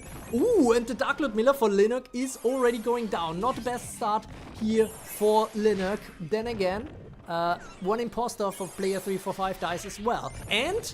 oh, Dark Clarice can't die to poison, which is very important here. A lock break of Pinocchio, that is not super efficient. Throw knives, and Hokusai can also not die to poison. So pretty efficient build here for player 345 to face poison, it seems. Oh, but the throw knives taking care of Dark Clarice, so only the Dark Clarice for Linux is remaining. A memory collapse that doesn't do all that much, except actually give the turn here to Linux team. And Earth Dark Relosha is quite nice here, I would think, given that she's not facing any burn. A Magical Ruin coming in, but the 2 guards on the left are still standing. Hokusai still surviving thanks to the poison immunity. Well, not immunity, but she cannot die to poison. A Blot Out coming in, but Murasaki... What? How did Murasaki survive? I thought she got poisoned. Oh my god, okay, it's 3 players left, 3 units left for player 345. And one of them is Yamato. And the Magical Ruin coming in, that was slick. Okay. I'm a bit afraid for Pinocchio now. Massacre coming in, taking care of Hokusai. And Pinocchio might take out... Pinocchio. Wow, okay. Linux taking the first one. And he's trying to build up to an upset here. Actually, everybody in terms of bets saw that coming. Interesting. Very strong build here, it seems. It was Poison versus Poison. And despite the poison immunities or staying alive to poison here on the player 345 side, I think Earth Dark Relosha might have made the difference here. That was pretty impressive, I have to say. Alright, then let's see how it's gonna go. Can player 345 turn this around? Again, he already did that, I think, if I recall correctly. In the qualifier 2, he was down 0-1 against another European player, Morg, and then won the next 2 battles. So it's not over until it's over, that's for sure. And it will be Platoon 1 of player 345 versus Platoon 3 of Linek. Who's gonna take this? Linek just needs one more victory to go on. Player 345 saying, nice Earth team was too strong. Indeed, that was rather strong, but let's see what they cooked up now with their Platoon 1s. How do you remember everything? I only remember Nagi. Well, I am rather focused on everything that's going on in these tournaments. But yeah, I mean, I'm not recalling every single detail. But yeah, there are some things that I remember. And one of them is this player 345 versus Morg turnaround. So, Linek has to be careful now that player 345 doesn't do the same again. Player 345 is going deep in pretty much every single tournament so far. And so he is never to be underestimated. Let's go. I'm gonna start the betting. And we're gonna see what is in store for us. Player 345 with a burn team. Yes, burn with new Anya, which can be helpful for sure. We have new Anya on the right here for Linek as well. It is a bit of a stun hybrid for Linek. But a few of them are already getting stunned. True, get a library in his brain. Yeah, I do have a good memory, which helped a lot in university. True, my sleep team hasn't fought yet. Well, let's see if it gets a chance. Sleep might have a good one against this, although new Anya might disable Sleep.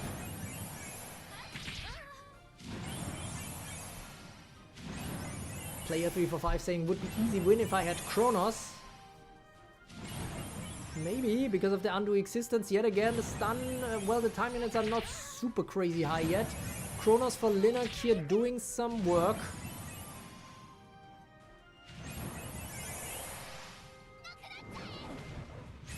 Masamune stun immune. Thunderclap. Only new Anyas are affected at this point. Maybe Hokusai on the right sometimes. Binding Flames against Masamune again. Lightning Strike against new Anya. New Anya is very vulnerable to that Masamune, potentially. She will get higher and higher stunned. But let's see how Claire, or what Claire can do. She will blaze onwards first. Mass Surge coming in.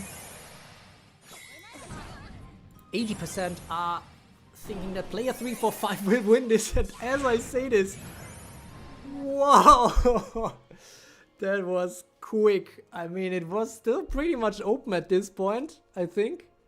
If Masamune takes out new Anya, we might have a turn here. And the Skybreaker, always lethal, even against burn units. But my goodness, that is a 1-1. And that means player 345 has the chance yet again to come back here into the game and into the competition, to move on into the quarterfinals, which is very tight. Only 8 of the 44 players or so, that the 43 players, I think, that participated in that competition are remaining after this. And so let's see if it's gonna be player 345 or Linek. Finland or Spain, one of them will have to leave that competition. Linek is already saying goodbye. But let's see if that is really true. Gonna pay the bets. I'm gonna start the bets and we're gonna start the battle, guys.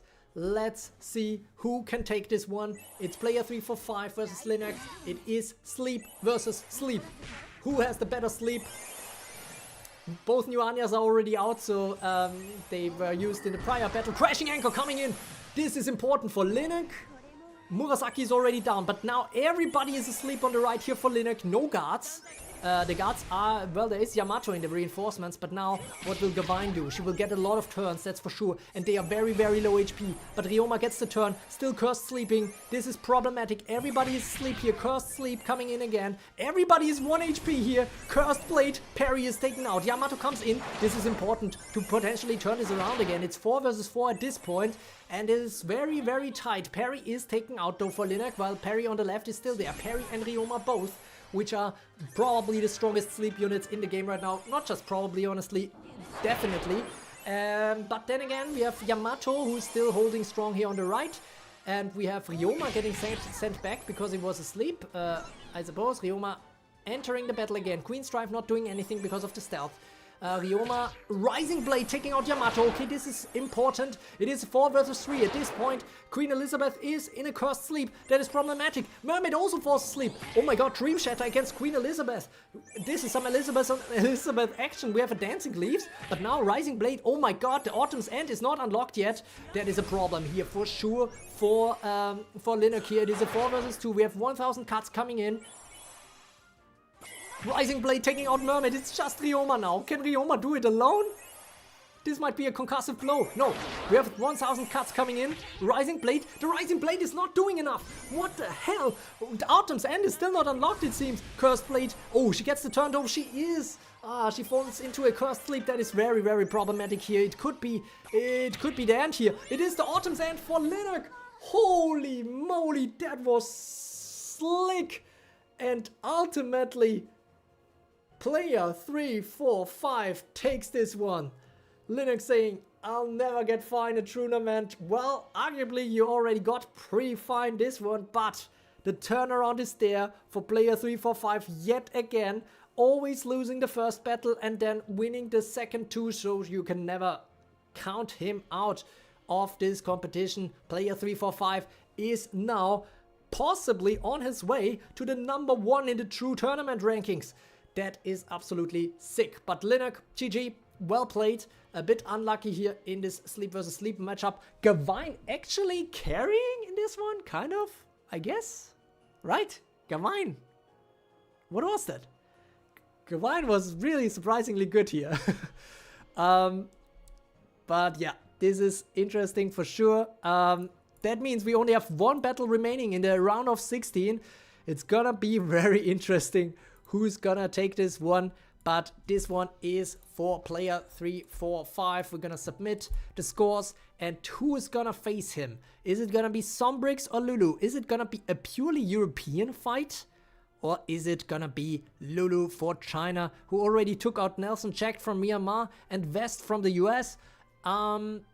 If Lulu takes this one, then we will have a Chinese player in every single quarterfinal, which in turn means that there is a chance, which is something that has never happened before, but that one nation could occupy every single semi-final spot. Let's see who's gonna take it. Sombrix still has it in his hands to take it. He is the last German standing, so this would be a huge shock for Germany to be out completely after the round of 16 already, despite quite a few German players signing up. So that is rather crazy. Oh, I didn't pay out the bets yet. This was a win for player 3, 4, 5 on the left. Yep. All right. Then let's see what's gonna happen. We will have Sombrix versus Lulu, and it's gonna be their platoon ones facing each other. So the top platoons that they sent into this competition will face each other first. Woo, congrats here. 428 true points. That is quite an achievement. Doing pretty good on the bets here, it seems. And yeah, we're gonna go to the game capture mode. We're gonna check what's gonna happen here between Germany and China. The last Germany versus China matchup in this round of 16. And if Germany loses this one, then it will also be definitely the last one of this tournament, which is kind of crazy to say, but it is what it is. Sombrix has to carry all the hopes for Germany now, and Lulu might do something crazy in terms of making sure that 5 Chinese players qualify for the round of 8, the quarterfinals. Let's go.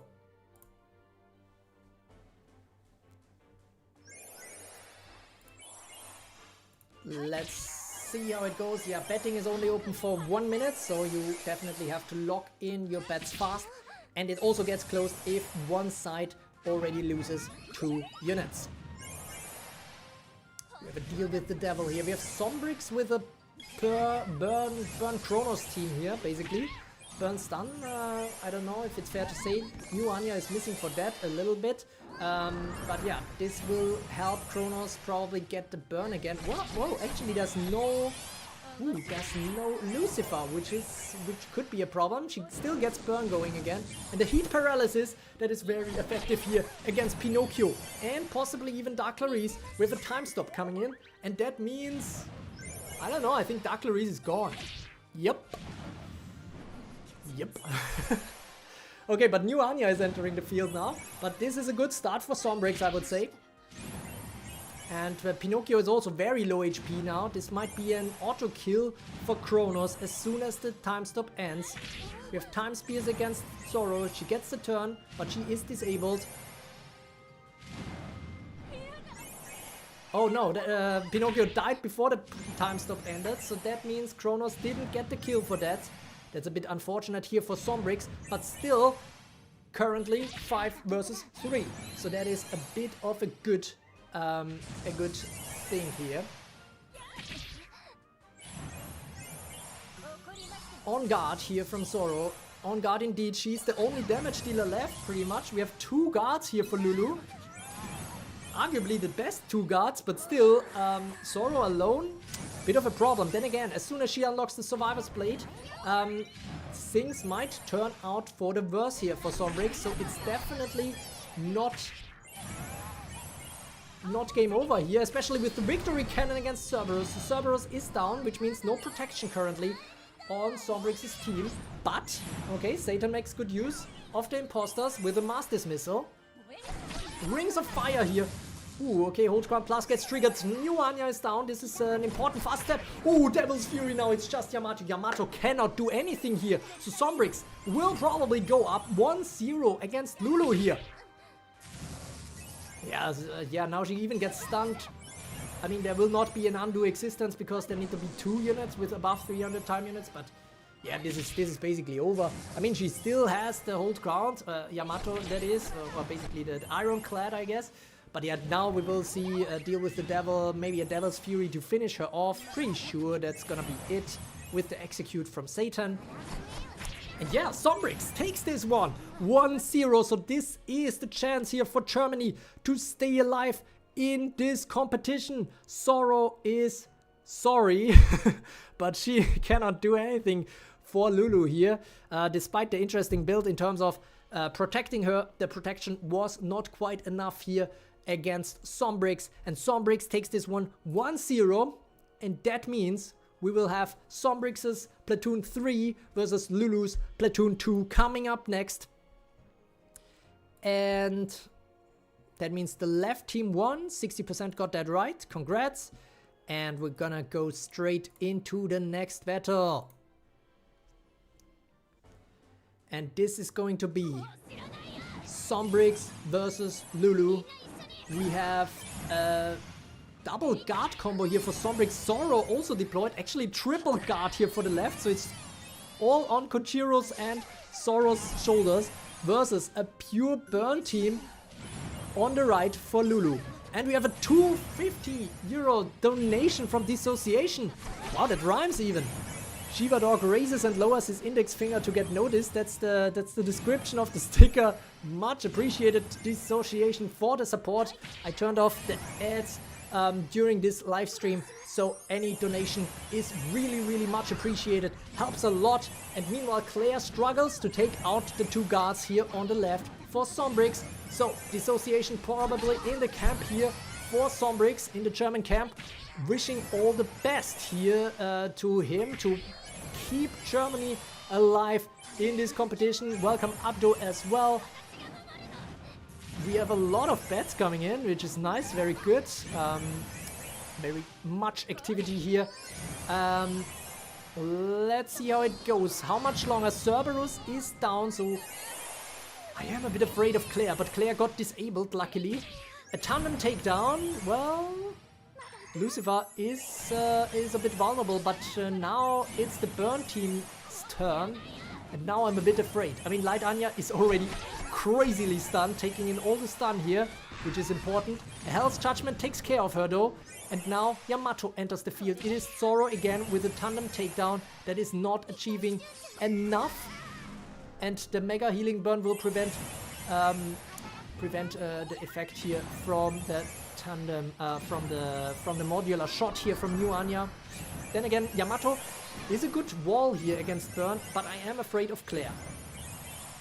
I am not afraid to say that I'm afraid of Claire here in this scenario. Oh my god, but Lucifer gets taken out. Satan is now on the move, and it's Koshiro again. Can she do something with a clean strike? Yes, Zhuge Liang should be vulnerable here, and it's now just Claire. But Claire, on her own, might be able to do something if she survives the victory cannon, which she doesn't. Sombrix is taking this one in a crazy battle for Germany, it seems like. Lulu is down to Satan. Satan alone. I don't see Satan alone do anything here, especially because she doesn't have the kills to do it. This is... I don't know, I don't want to jinx it, but yeah, okay, now I can see the imposter here taken down by the victory cannon. Wow, a victory cannon to finish it off. Sombrix taking this one 2-0, keeping Germany alive in this competition after 2 other Germans were taken out by Chinese players. Sombrix says, no, not with me. Very well played here by Sombrix. GG to Lulu, who also brought some heat to this battlefield. For the very first time, I think a first time joiner, and as such, very, very much appreciate how deep she or he already went. But yeah, this is a win for the left side. Congrats to those who got it right in the bettings. And yeah, now we need to check basically what that means. Oh my god, another 250 donation from the association. Much appreciated. He is saying GG here to both Sombrix and Lulu. And Sombrix is the one who's moving on with a convincing 2-0.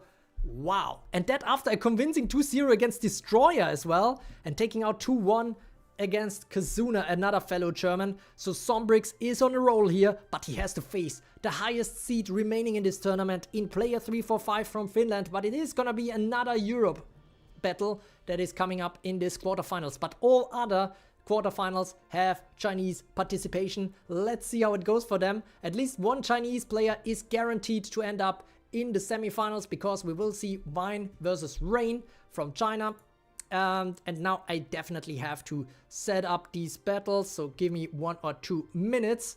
And yeah, thanks again for Dissociation being the tournament whale of this current stream here. Really, really appreciate it, keeping the lights on here in the true headquarter.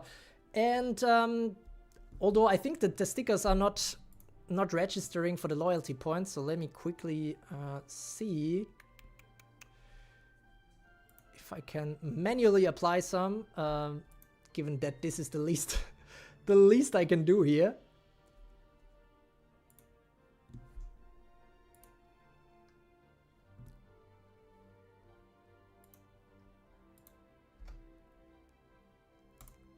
All right, so 200 true points for Dissociation seem in order. Very, very nice support right there. Now, let's see how the quarterfinals go. Quarterfinals means bad quarter of your life savings. Well, luckily the true points are not something that is gonna be a huge impact on the real life.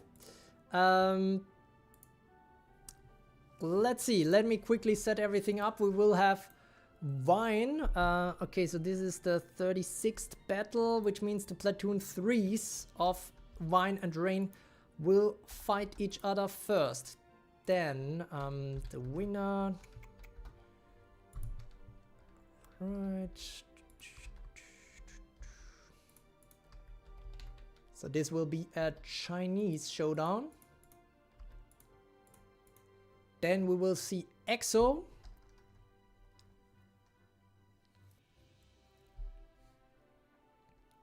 with his Platoon 1 against Suqing Chao's Platoon 1.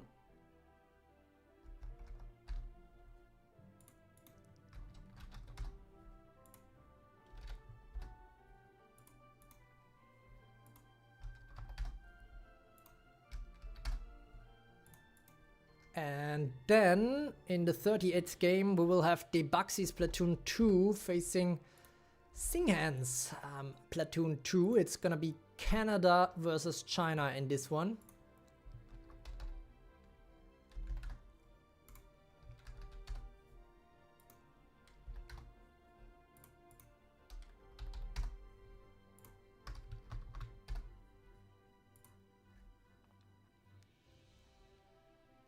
And then it's gonna be player 345 with the Platoon 3.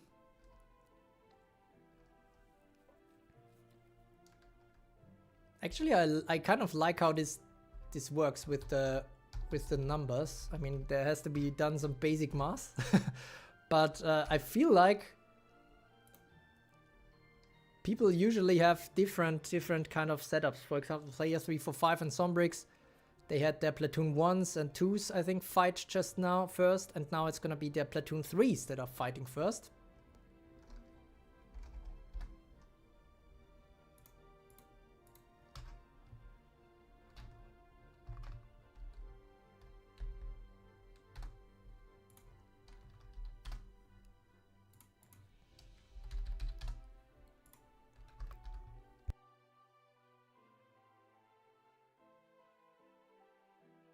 Alright, everything is ready. 25 are still live on the stream. Much appreciate the support. Much appreciate you watching. And yeah, let's see. I'ma quit gambling. 99% of gamblers quit before they win big. One of us. Very nice. Alright.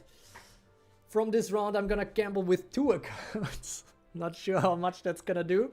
But I think everybody's ready now for a Chinese showdown between Wine and Rain. Both of these players 2-0'd their opponents in the round of 16. Pretty crazy stuff. And now it's gonna be Wine versus Rain. The Platoon 3s against each other.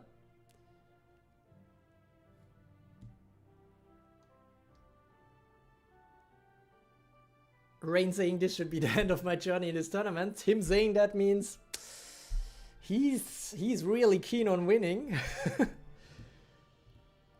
And basically the bets pay out, you know, the opposite end. So everybody is betting, and then if you bet on the right side, the bettings are split between the winners on the other side. All right. Everything is ready. I hope everybody is ready for the quarterfinals. Big battles coming up now. Let's see if... I think Bernstein was probably the most dominating force in this round of 16, which is a nice refresher after Sleep dominated the qualifier 1, and I think Poison was pretty good in qualifier 2, so you can see that the meta right now, I don't know, it's at a pretty even place, I would say. Although, I mean, yeah, Storm is still kind of dominating. All right. Let's see. We are getting ready. 28 viewers. Welcome aboard the quarterfinals. The very first battle coming up now. It's gonna be between Wine and Rain. Is it gonna be rainwater or is it gonna be drinking wine? Alright, a little bit of a bad joke and we can start. Ooh, okay. Bernstein versus Bernstein.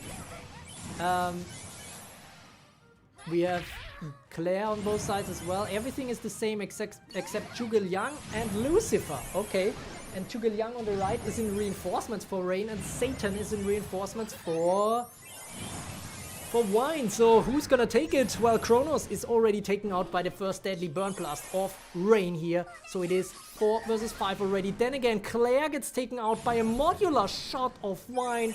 We are even now again with a 4-4. This Anya on the right is not looking too healthy, but the time stop comes in just in time. This Kronos on the right for Rain is still alive. So that means there is still some hope. Time Spears against Satan. Okay, we have Claire also being disabled. Well, I'm not sure if Kronos is gonna get the kill here that she needs. Especially because the Undo Existence will not be available against burn units. And because they're all stun immune. Yeah, this is a bit of a waste here, focusing on Satan without even triggering her Hold Ground Plus as far as I could tell. The armor there too high. And Zhuge Liang instead will do the Rings of Fire. Kronos somehow still alive, I guess. Binding Flames coming in now. Lucifer is stunning the new Anya. Zhuge Liang stays alive against the Hell's Judgment. Heat Paralysis only effective against new Anya here. Nico Gaming saying Wine will win. Kronos and Claire trade, yeah. Although I think Claire is more important here. I'm a bit afraid of Claire for Wine getting the turn here.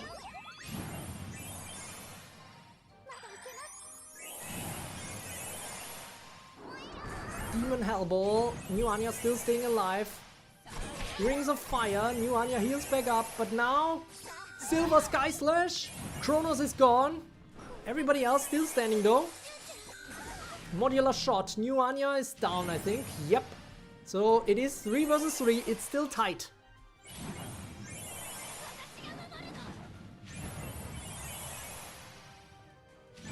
Gonna take this. Wow, 3 versus 3 Death Blow. Well, the armor is too high. Piercing Heat now for Zhuge Liang. We have Zhuge Liang on both sides actually. And on the left, there's no guards left.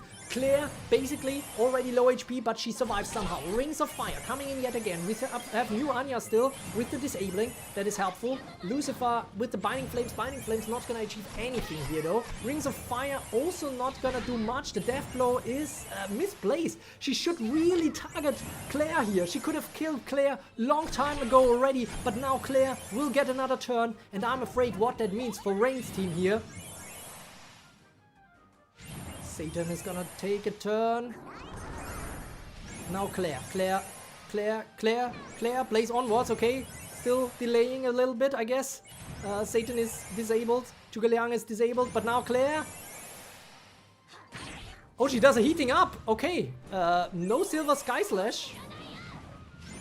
So there's still a chance, but new Anya is down, which means Death Blow. Ooh, Death Blow with the Piercing Heat together. So we are at a 2-2 now. Rings of Fire though. Now Claire has enough spirit, I think. Blaze Onwards is active, but Satan is there. Zhuge Liang now with the turn. Devil's Fury. No, Zhuge Liang still stays alive. It's a 2 versus 2. Binding Flames now. Zhuge Liang, maybe with another Piercing Flames. No, it's a Heat Paralysis. That's completely useless. Death Blow against Claire. Death Blow against Claire. But now, Satan is the only one left for Vine. It's a 2 versus 2, but Death Blow might take it. Is it? Or does she have the Death Blow active? I don't know. Lucifer might not have it, but yeah, she has it. She has it. And Rain takes this one. Whoa! So much for those who already said in the middle, oh, left wins easily. That was indeed a fairest fight and the tightest fight probably of the day. Already a great way to kick off this quarterfinals, which is promising for more to come. And yeah, Rain takes this one, as we know. If he's in the chat saying, oh, he's gonna lose, then this is bad news for his opponents. Indeed, Rain Pessimist still undefeated. And yeah, let me quickly pay out the bets. That was an underdog victory, 40% for the right here. And yeah, let's see what's in store for us now. It's gonna be Vine's Platoon 1 versus Platoon 2 of Rain. So let's see what's gonna happen now. But yeah, this was an insane battle. The Chinese showdowns always tend to deliver, and we saw that yet again in this crazy matchup where it's basically been 5 versus 5, 4 versus 4, 3 versus 3, 2 versus 2, And then, in the end, Satan and Claire got defeated by Zhuge Liang and Lucifer. A bit surprising to me, honestly. I don't know why Claire couldn't use the Silver Sky Slash, but maybe there was some condition that I wasn't aware of. But yeah, that is pretty crazy stuff. Rain saying he will lose translates to call an ambulance, but not for me. Indeed. Alright, let's see what that means for the upcoming battle and what Rain has to say about that. It's gonna be Platoon 1 of Wine.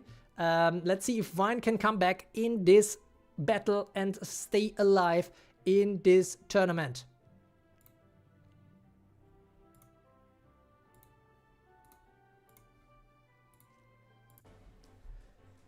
We have Poison versus Poison. We have Rain with Tobias here. Let's see. Dark Clarice versus Dark Clarice. Pinocchio versus Pinocchio. We have Cthulhu and Cthulhu, a bit of a rare sight at this point in Platoon Wars at least. Tobias is already lethally poisoned but still alive. He gets surviving again. Oh, he's buff enough to survive the throw knives here from Dark Clarice, who still doesn't manage to take him out. Poison Memory is unlocking. Okay, a lot of lethal poison here. This could be big. This could be big. Wait.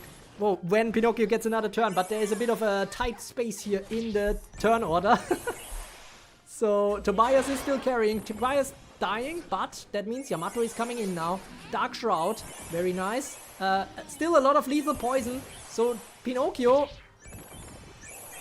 Well, I mean, okay, Dark Clarice will not die to lethal poison. Dark Drain is not doing much here from Dark Lord Miller except poisoning Yamato, but Spirit is still 9 after 2 Dark Drains from Dark Lord Miller here. That is crazy. Memory Collapse coming in. Unfortunately, Dark Lord Miller was no longer lethally poisoned, otherwise this would have been her end. So that was a bit lucky here for Wine. It is a 4 versus 4 at this point. Ironclad coming up for Yamato.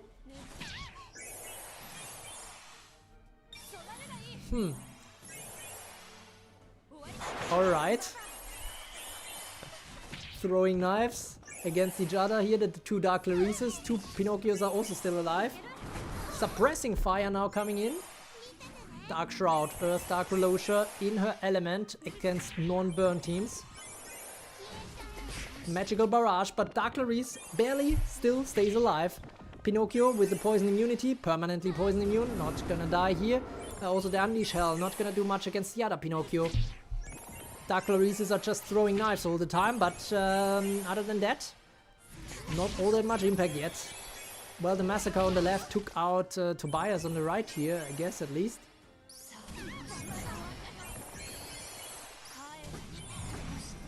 Oh my god, okay, Dark Clarice is down on the left here. It's looking good for Rain. Dark Lord Miller, though, gets her Hold Ground Plus triggered, which means we will see an Unleash Hell. If she survives long enough, because she gets lethally poisoned, that's a disaster for Wine. And that means only Pinocchio is left standing. And that might be the end, because the Magical Barrage takes care of her. And also the imposters. Rain takes this one in a convincing fashion.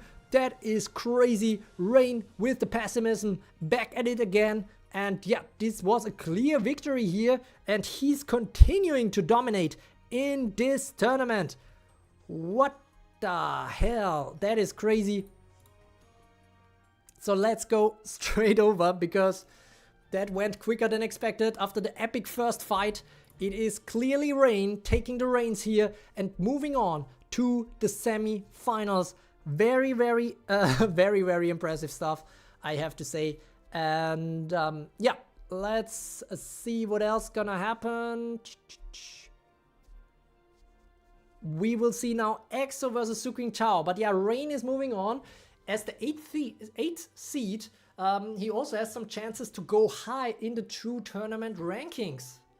Given that all the other top seeds except player 345 are already out, that's a huge opportunity for Rain. But who is gonna face Rain in the next round after Rain demolished... yeah, who did he demolish? Well, he only defeated Rexy from Germany 2-1, so that was pretty tight. But then against his own fellow countrymates, Very White and Wine, 2-0, 2-0. So he is on an absolute roll here. And now we're gonna see EXO versus Suking Chao. EXO has the flag for Lebanon. but Suqing Chao might prefer to do a purely Chinese semi-final on the next round. Let's see how that goes. EXO versus Suqing Chao. Rain saying, damn, it's my first top 4 run after the first tournament. Well, yeah, the first tournament was also Platoon Wars, right? So maybe you have a bit of a good hand building platoons, right? But yeah, EXO is now up against Suqing Chao. It's gonna be tight, that's for sure. Well, let's see. I mean, we also had some steamrolls. We had some tight battles. We had some steamrolls. And let's see which one this is going to be. It's gonna be EXO's Platoon 1 versus Suqing Chao's Platoon 1s. The two top platoons facing off against each other. And we're gonna check it out now.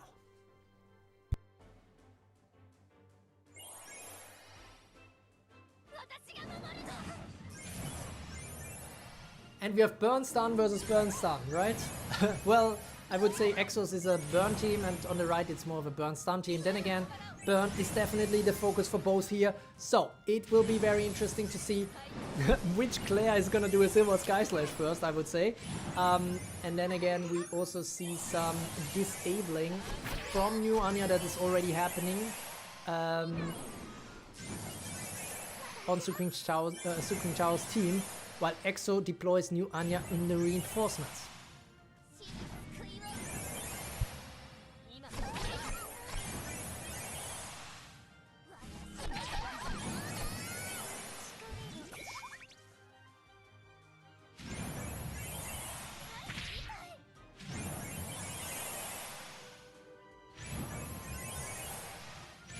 Okay, no unit down yet. What do the bets say? It's 50-50 in bets.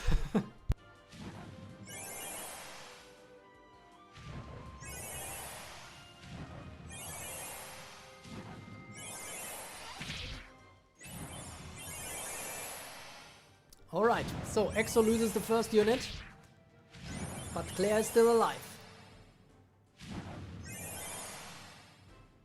We have double guard now for EXO on the left. And the time stop. Oh, Silver Sky Slash here from Claire, and that means New Anya and Claire also go down on EXO's team. That was the decisive play here, I think.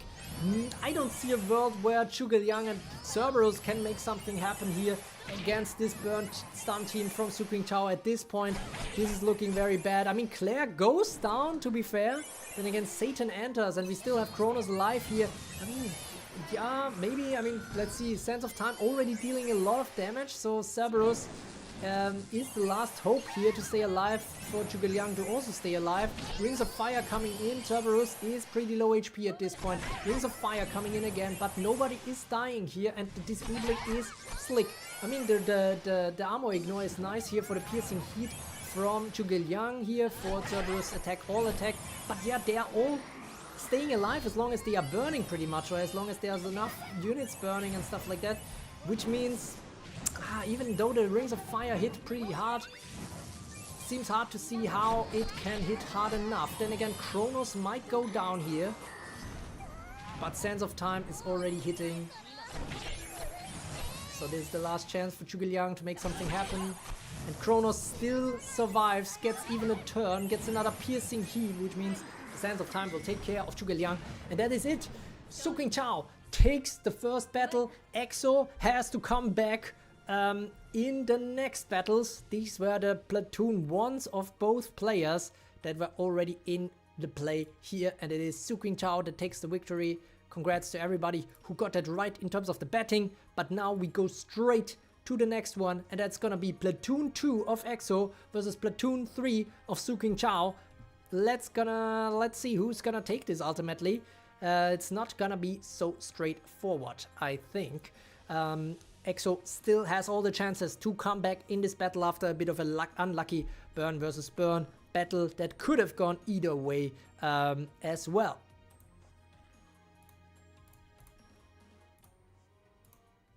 But let's see what's the matchup. And the matchup is Sleep versus Sleep. After Burn versus Burn, we get Sleep versus Sleep here from EXO and Suqing Chao. It is a very interesting one. The concussive blow doesn't work against Parry here. Parry, everybody falls asleep. Okay, interesting. So that is not the best start for EXO. Everybody on the left is asleep. Crashing Anchor coming in.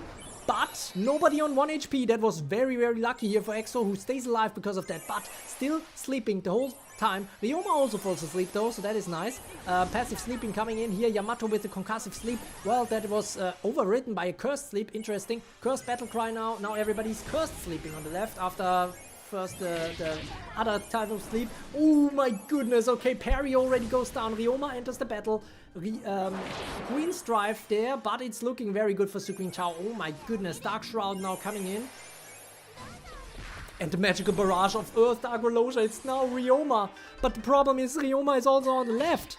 So the Autumn's End is probably gonna unlock first for the right. But Autumn's End, does it work if there's only one player left on the left? I'm not sure. But the Crashing Armor is Anchor is not quite enough. Cursed Helio Slash, but now this is the end for EXO. Oh my god, Suqing Chao absolutely demolished with his platoons here, so that was quite impressive. But GG to EXO, who went deep in this competition, that is for sure. And yeah, that means the right hand side won. That was actually the underdog in terms of the bets. And that means we will have a purely Chinese semi-final between Suqing Chao and Rain. Let's see how that one goes. We have 2-2-0s again, like at the start of the round of 16. We have some steamrolls here at the very beginning. Let's see how it goes in the lower half. We have 4 different countries still in the race. In the lower half and in the competition in general, it's Daybaxi for Canada, Singhan for Canada, Player 345 for Finland, and Sombrix for Germany. All of them still have the potential to take the victory in this Platoon Wars 2.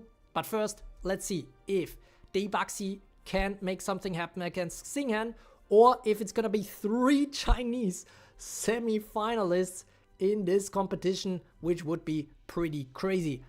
All right, let's see how that goes. I think I got everything ready already. Daybaxi versus Singhan will face each other with the Platoon 2s first, given that 38 is divisible by 2, but not divisible by 3. And yeah, that's that. GG's from EXO in the chat as well. Well played, going rather deep in this competition in the quarterfinals.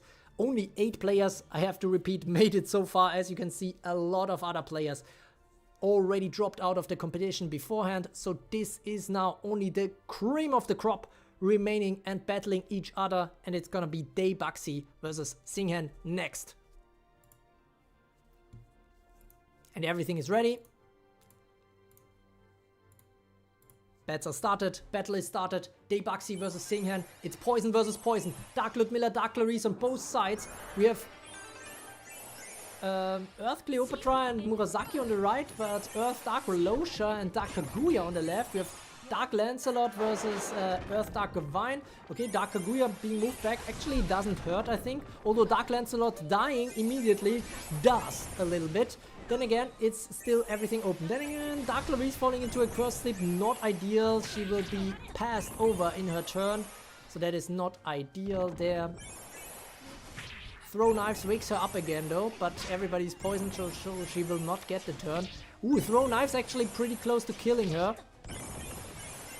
Well, actually no, because this will just purify someone on the right. It is Dark Ludmilla that gets purified. We have a Lunar Hypnosis coming in. I'm not sure if we ever saw that in this competition. And Unleash Chaos, which can be very helpful here. Now the poison coming in, the Degrading Slice, what can it do? Well, it takes out Murasaki, but Murasaki will revive, so that was not super effective, to say the least. And the spirit is already super high again here for Singhan. A Massacre coming in. Cursed Blade against Dark Kaguya, because there is a Mega Poisoned unit in Murasaki. She doesn't heal back up, doesn't stealth back up. But the guard is still there. Well, oh my god, okay, she heals back up just in time. Dark Kaguya stays alive here. Dark Clarice gets the turn, but also Dark Kaguya gets the turn. She will do a Crippling Toxin against another Dark Clarice that is not very efficient or not very successful. Okay, who's gonna take this? Well, the bets go towards the left for Debuxy, 2/3. Crippling Toxin now against Dark Ludmilla. Can she be taken out now? Now she will stealth up again. Nope, that was not it. Lunar Hypnosis against this Dark Clarice. Dark Kaguya getting the turn. That should mean... Well, no, Crippling Toxin, and Murasaki still stays alive, but she doesn't have her guard up. Dark Timeline now. First Dark Rolosha a bit low. Then again, very helpful probably in this fight. Despite being down 1, now Singhan is also down 1. Rain in the chat already saying, again, Rolo carry hard, but Linux is more of on the Bunny Believer side. I think Destroyer is not here today to cheer on his Kaguya. Oh my god, degrading slice against Earth Gavine, so now it's a 4 versus 3.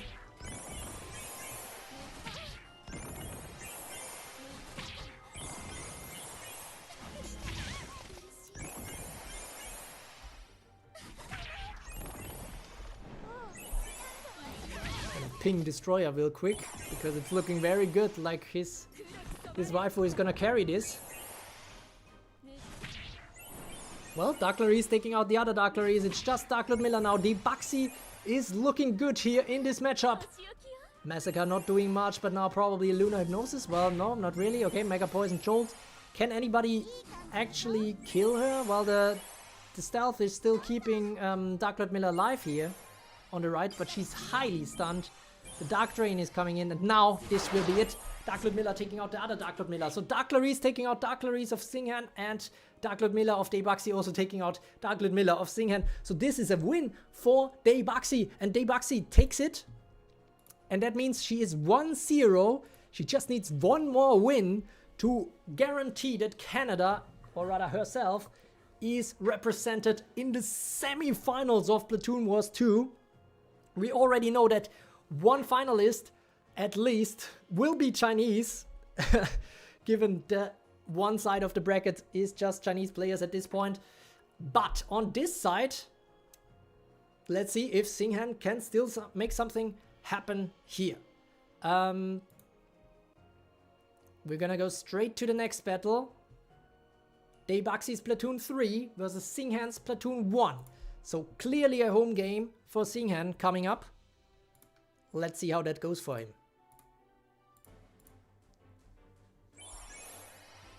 Alright, Debuxy with her pretty much Storm team, Storm Stun team I would say, against the Sleep Poison team of Singhan here. The Poison might be key, Pinocchio might be key here, if Pinocchio gets lucky enough. Everybody already asleep, except Kronos, who is sleep immune. Cursed Roots coming in. Dancing Leaves coming in. Always funny to see that happen in succession. Poison Memory, but everybody's sleeping, so Pinocchio will not do all that much. Even against Kronos, interestingly. I'm a bit surprised by that. Perry already taking some stun.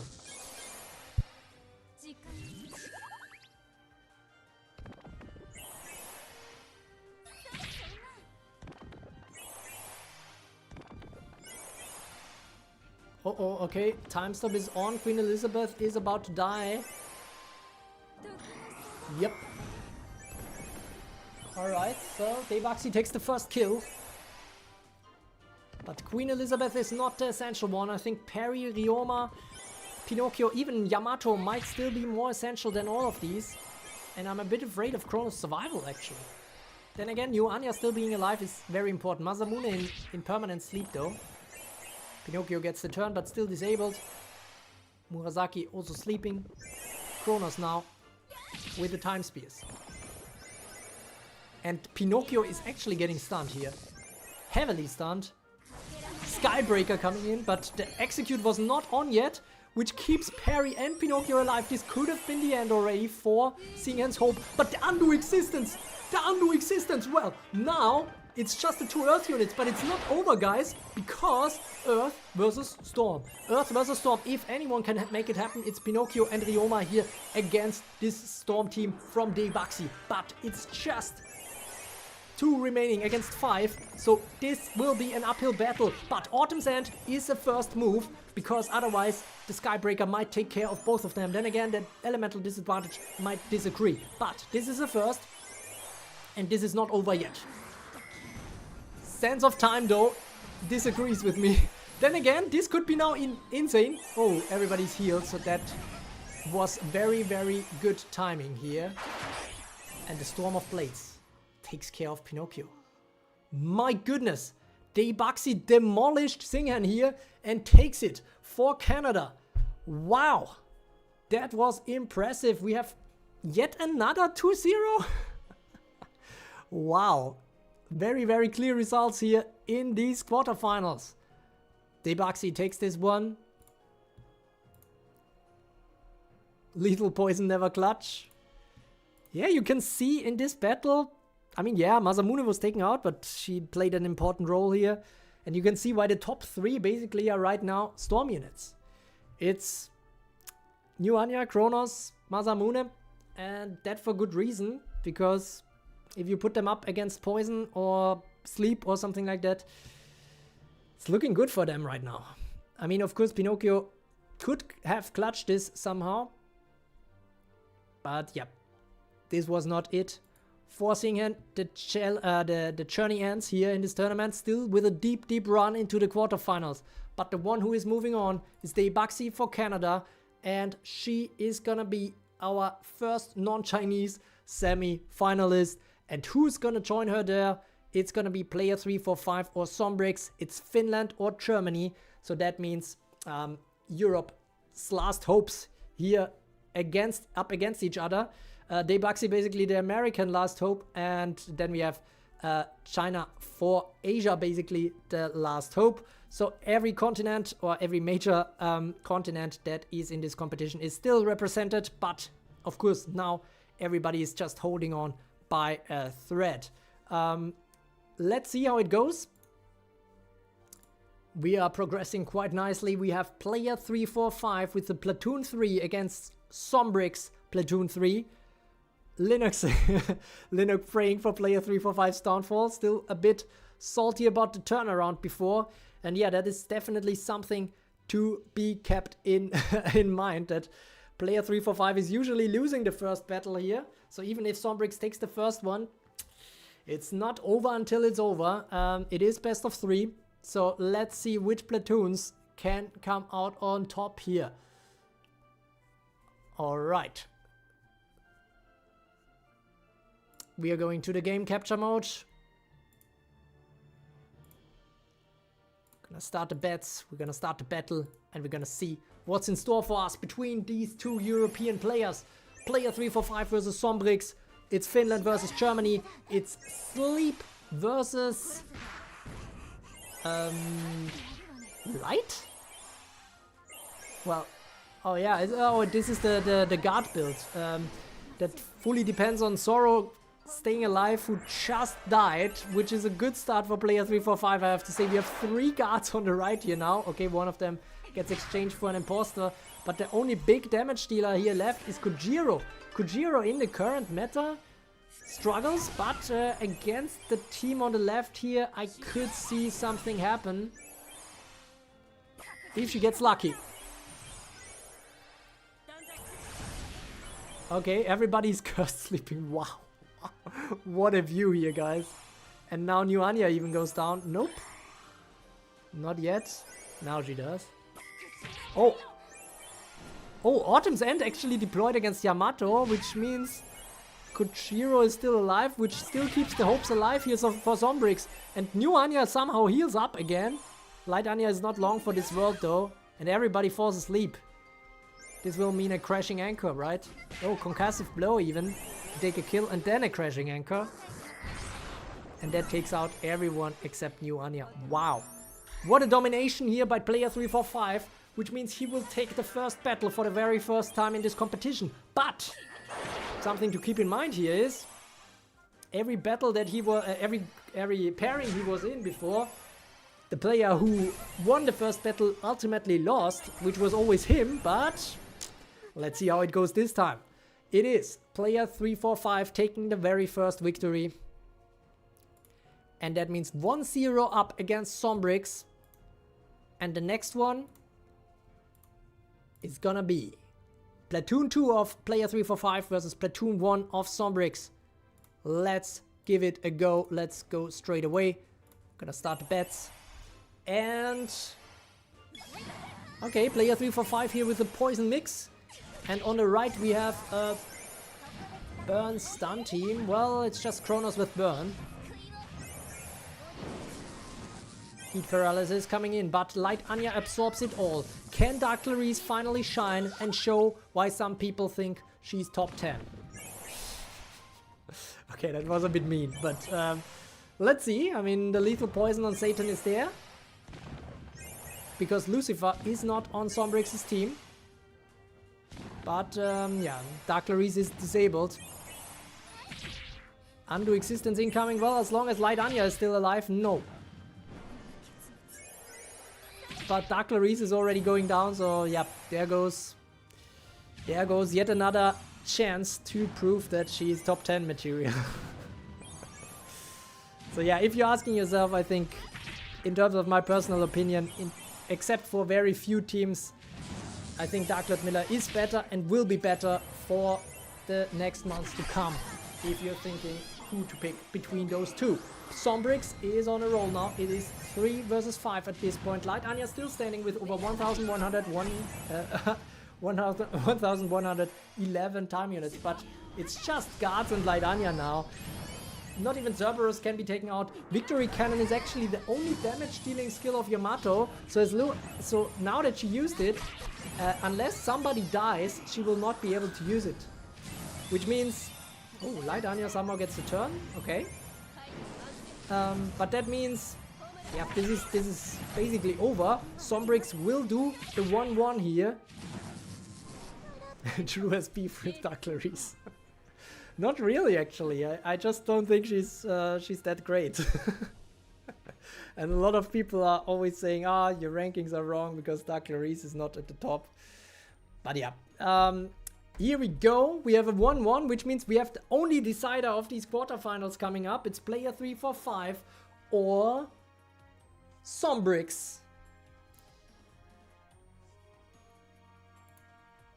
And that is gonna be decided now.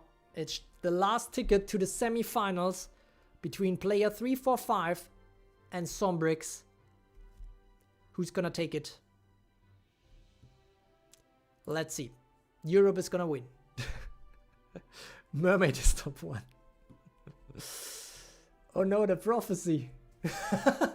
True. If Sombrix wins this, then Player 345 definitely screwed up by winning the first game. Then again, let's see. It's gonna be Player 345's Platoon 1 against the Platoon 2 of Sombrix. So definitely a home game here for Player 345 coming up. And yeah, let's see how that goes. Player 345 in chat is saying no sleep please, and it seems like his wish was granted. Sombrix with a bit of a crazy mix here. It is mostly a poison team, but it also has Musashi there as well. Musashi this late in the competition is actually kind of surprising, but New Anya is a full counter. Player 345 with the burn stun team against these poison units on the right. Musashi there, probably a bit of a problem. Then again, we have Kirin as well, so it's a bit of a poison stun team. But talking about stun, everybody on the right is already stunned. Player 345 is saying this is winnable. Ooh, Pinocchio already going down, this is a problem. Might have helped to take out New Anya there. Wings of Fire. Oh my god. Blaze onwards. When is the Silver Sky Slash unlocking? I'm genuinely concerned here for Sombrix team. Kirin is going down. Hokusai also going down. It's just Musashi and Dark Lord Miller. I mean, we know Dark Lord Miller can do some crazy stuff. We've seen it before. But this is not looking great for Sombrix. If he comes back from this, this is the return of the century. But the death blow kills all the hopes on this. There's just no chance. Actually, double death blow for Lucifer, who proves... Actually, Claire didn't do much here in this battle, guys. Lucifer proves why she is also top 5. she is definitely still an absolute burn essential. And player 345 takes this one. GG to Sombrix, who cooked up some crazy teams. But ultimately, it is for player 345, who has the chance, after going deep in so many tournaments, to finally take a title, which would be kind of crazy. But yeah, let's see. There's only 2 more to win to make it happen. And let's see. He also broke the curse of the first win being a problem, so he's now well equipped to face Daybaxi in the semi-finals. Right after Rain and Su Qingqiao from China face each other, we only have 3 pairings left, but we will go into the best of 5 mode now. So that will be rather interesting. This means that now we will have Platoon 1s fight each other first, then Platoon 2s, then Platoon 3s, and then it will be Platoon 1 versus 2, depending on if we still need that. So every player now needs 3 wins with his platoons, which will be very interesting if they can make, which side can make this happen. Let's see, let me quickly set that up. It's gonna be Rain versus Su Qingqiao for China.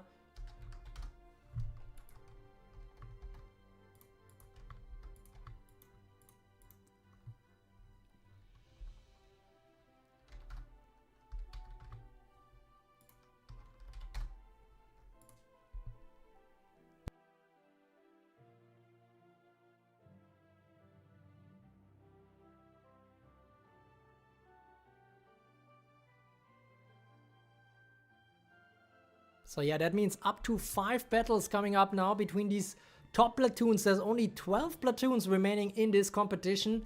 Who did cook up the strongest of them all? That's gonna be the big question that is gonna be answered now. And they will have to face much tougher opposition now that we have a best of 5. So RNG will play less of a role than before. Of course, there's still a bit of a luck involved in terms of who you're gonna face, but it's gonna be Daybaxi versus player 345, Canada versus Finland, both of which probably getting a bit cold now around this time of the year, so they can relate to each other quite well. Let's see. So we will have player 345.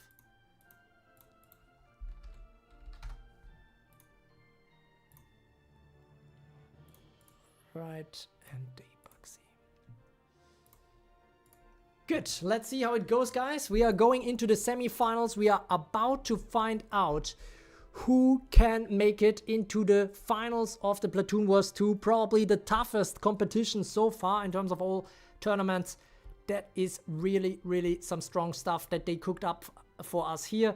But now, of course, now that these players are the last 4 remaining, they will probably want to go all the way. Rain is already in chat saying, don't think I pass either Su Qingqiao or 345. My Platoon 2 kind of suck. And that already tells you all you need to know.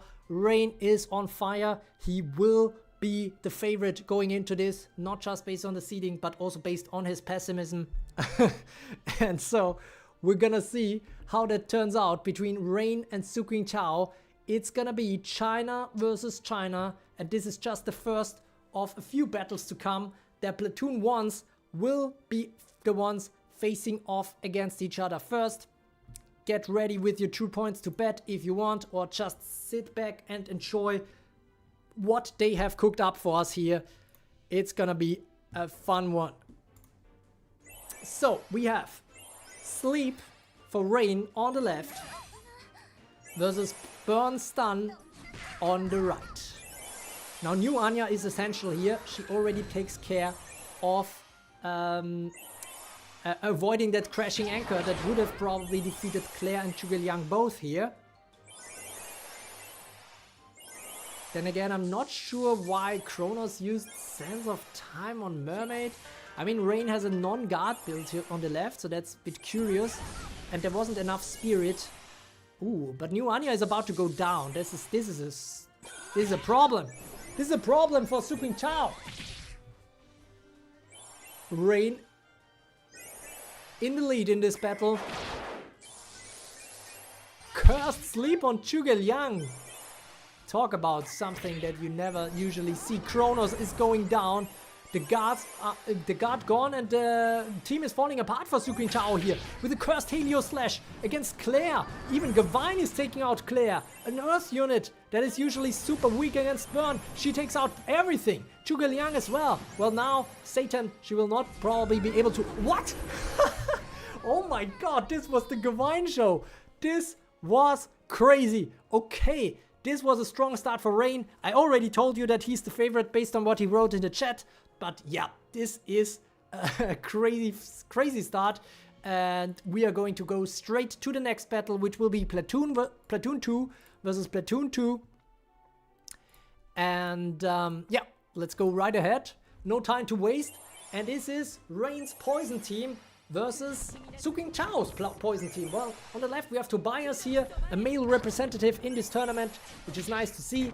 We have some throwing knives going on for both sides here. Cursed Roots not doing all that much, given that it's just a Purify.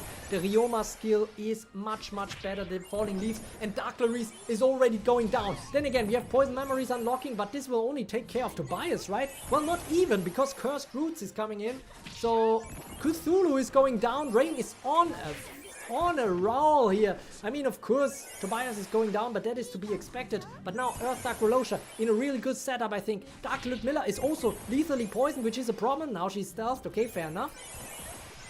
But now, okay, Dark Drain. Well, oh my god.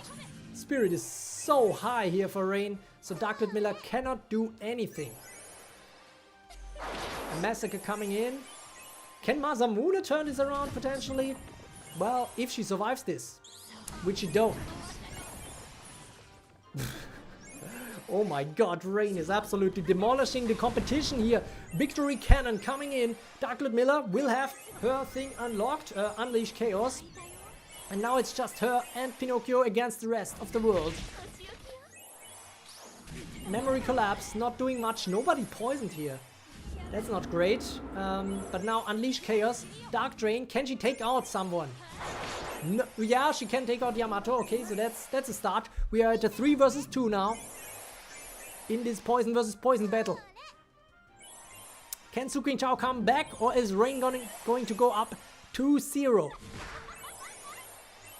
Linux saying, Rain, send me your team so I can win next tournament. Ooh, the lethal poison here on Dark Ludmilla. Ooh, she's not even... Interesting, she's not even getting stealth now. Oh, because she's in the Unleash Hell mode? Okay. Potentially. Oh, Unleash Chaos. Unleash Hell is from Dark Lancelot, who's not featured in this battle. Magical Barrage against Pinocchio. Can Dark Ludmilla alone do something? I doubt it.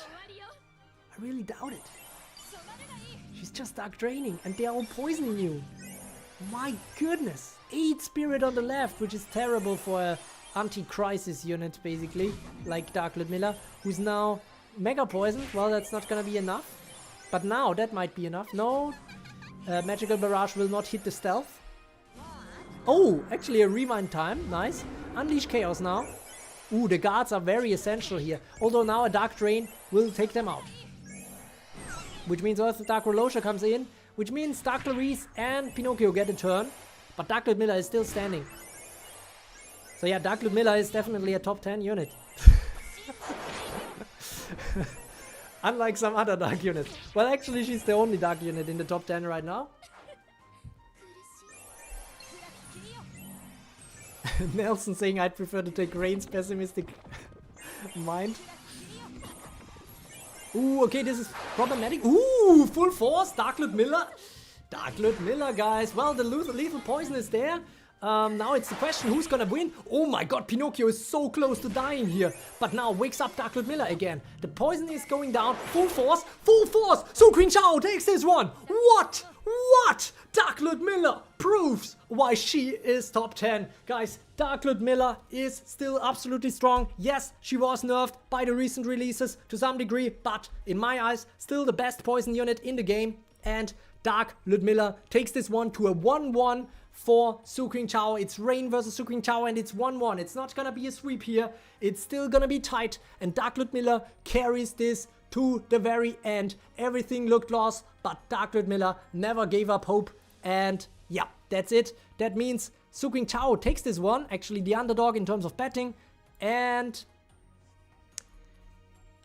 absolutely a true Darkrit Miller clutch here.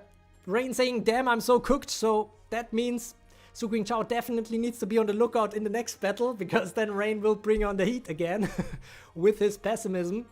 So yeah, let's see how that goes now. We will see Platoon 3 versus Platoon 3. It's 1-1 between Rain and Suqing Chao, and this is gonna be whoever wins this battle is gonna have the match point to move on into the finals. And we have, oh, again, Burn Stun versus Sleep. But a lot of Earth units here, except Parry. For Sleep, Suqing Chao on the right. Sleep Torrent, very important, but new Anya being there keeps Rain alive. Everybody with the burn wards, interesting. Ryoma is time stopped like everybody else, so now let's see what Kronos will do. Gavine is low HP. If she doesn't heal somehow, okay, she heals a little bit. But Kronos will hit her again, I think. And now Gavine is low HP.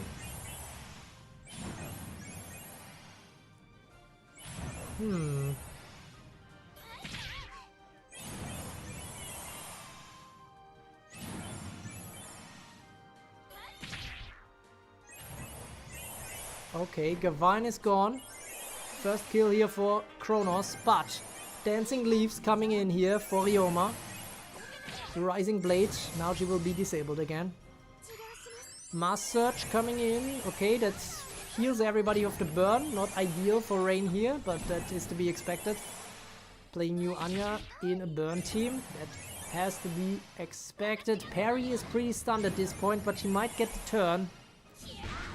Death Blow not enough against Yamato. And I think the imposter production might start soon. There's no Satan this time. Oh my god, and Parry gets the turn. Sleep Torrent. Everybody asleep except Kronos. Ooh! Silver Sky Slash! But Parry stays alive! It's just Earth Dark Rolosha who goes down 1000 cuts here now. Disabling again Ryoma. Parry is pretty down on her luck here. 398 time units. She will die to the circuit overload. It's just Yamato and Ryoma now, and Ryoma alone against Burn, including Claire and Lucifer. I don't think it's gonna work. Victory Cannon coming in, but New Anya will still stay alive. Even heal back up again enough that the next Ryoma turn will not do anything, if Ryoma even gets another turn, because this is not clear at this point. Oh my god, Sands of Time now. Rain is bringing the heat again. As I said before, the pessimism is there, and as such, this also means that it's gonna be on. Rain is about to book his ticket to the finals. He just needs one more victory. Taking this one against the Sleep team as the underdog, as the bets confirm. Only 1/3 saw Rain's team winning here. And yeah, he's taking that one. Very, very impressive stuff. And that means right now we have this. So it's looking good for Rain. Suqing Chao has to win the next 2 fights to move on to the finals. Rain needs only one more victory at this point.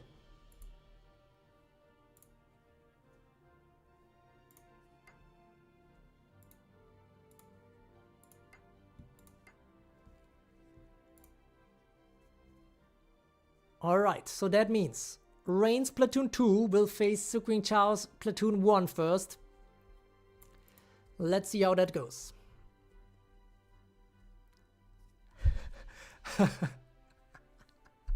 A true Rain fan would not vote for Rain to win this. That's a good one. Let's see who's gonna take this one. China versus China. Only one Chinese player can make it. If it's best of 3, I could win. Well, Rain saying, okay, that's all the wins I could get. That's bad news for Su Qingchao, I think. But let's see. It's gonna be Platoon 2 versus Platoon 1, so it's definitely gonna be a home game for Su Qingchao. Let's see who's gonna take it.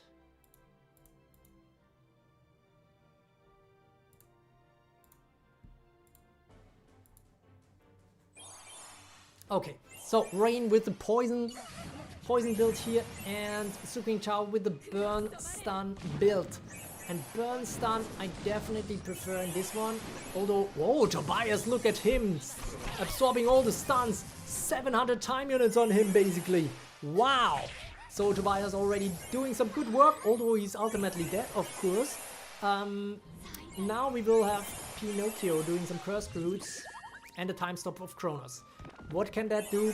Probably kill Dark Clarice. Honestly, our favorite non-top 10 unit is in struggle here, I think.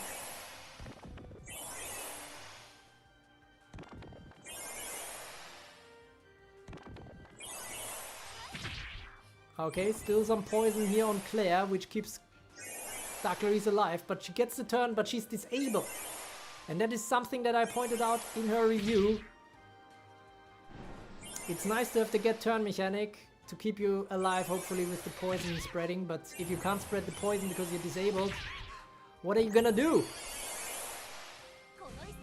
Victory Cannon, not triggering the Endure here for New Anya. Also pressing fire probably coming in. Oh no, actually she's disabled as well. And now the Silver Sky Slash. Actually still staying alive, but everybody is healed. Dark Shroud now coming in. There is still a world where Pinocchio is actually gone. Look at the time units of Pinocchio. It's 2 versus 5 at this point. Blaze on what is activated. Rings of Fire. Pinocchio is dead. And Yamato is the only one left standing. It's 2-2 between Rain and Su Qingchao. This is gonna go all the way to a decider. Who's gonna move on to the final, to the grand final of Platoon Wars 2, while we see yet another strong performance of this burn stun build here. Very, very strong stuff here. So that means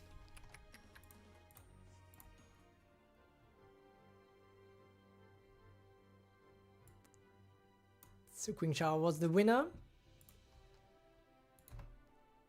And we will see a set 5, and this is gonna be the decider. Who can go on to the finals for the very, very first time? Nelson saying Burn versus Poison next one, I guess. Actually, I don't even recall. I think Burn, yeah, from Rain, right? Yeah, and then we had Poison versus Poison at some point or something like that. So that's probably gonna be it. Let's see if Rain can take this one in his home game, or if Su Qingchao can come back. This is the final battle of their semi-final. Oh, actually it's Sleep versus Poison.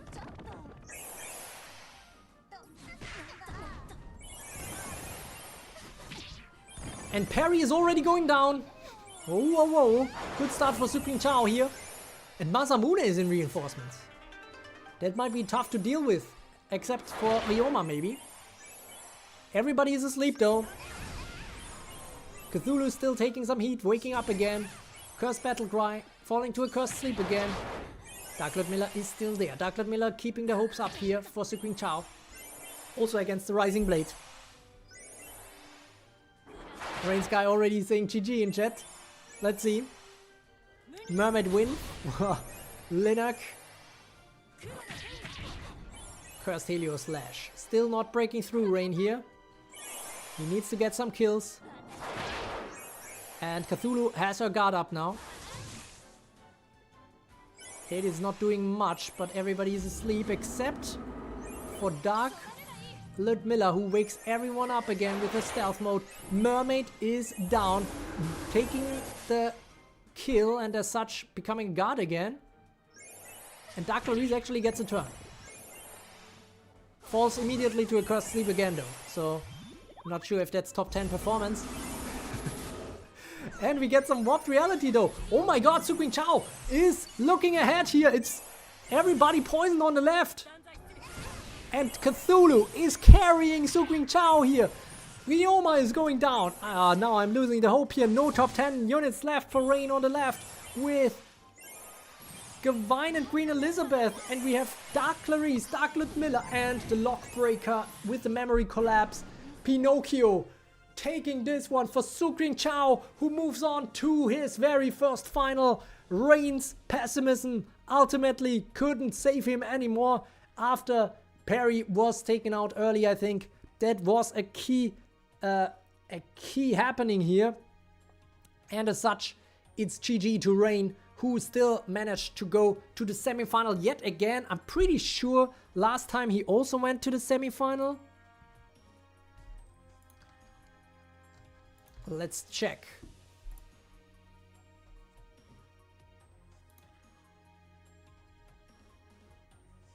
Yeah, Rain also in the semifinals from last Platoon Wars, so this is definitely telling you how strong he is.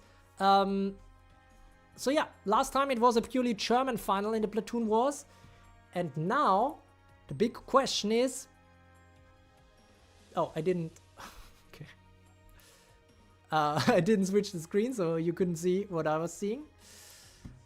Oh, actually a big underdog, only one bet on Suqing Chao here. And yeah, this is now what I meant. This was the last Platoon Wars 2, the very first tournament, Platoon Wars 1, and in which Rain also went all the way to the semifinals. Very, very strong performance here. We also see player 345 here, who made it even further this time. So let's see how that turns out. After the purely German final of Platoon Wars 1, there's not gonna be any Germans in this one. And it's gonna be either a Canadian or a Finnish player who's gonna move on to the final in the last semi-final.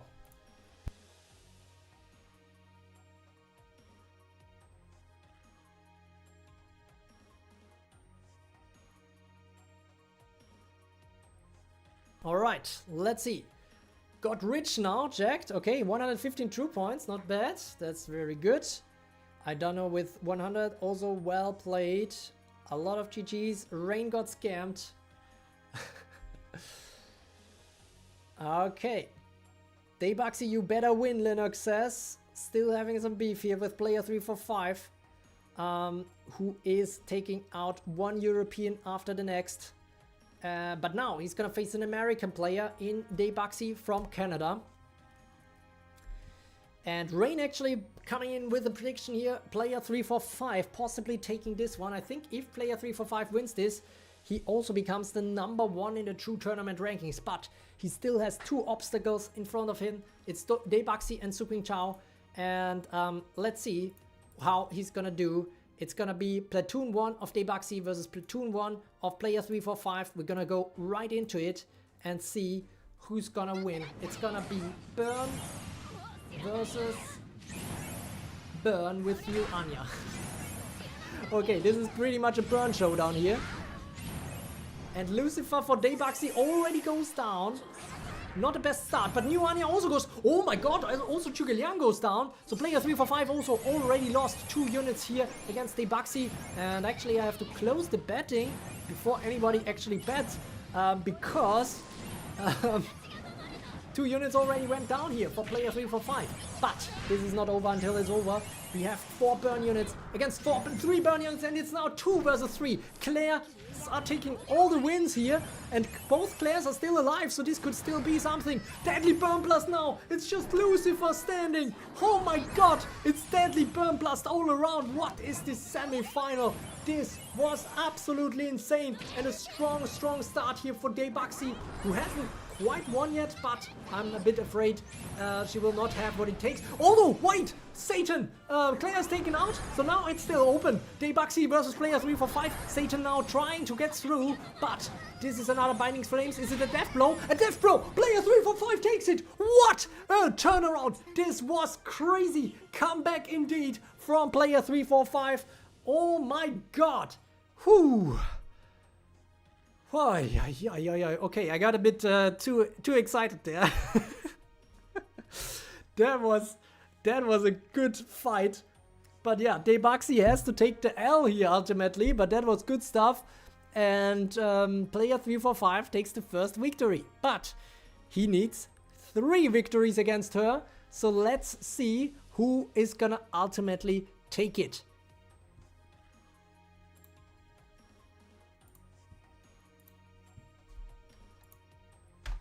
So, player 345 is ahead now. And now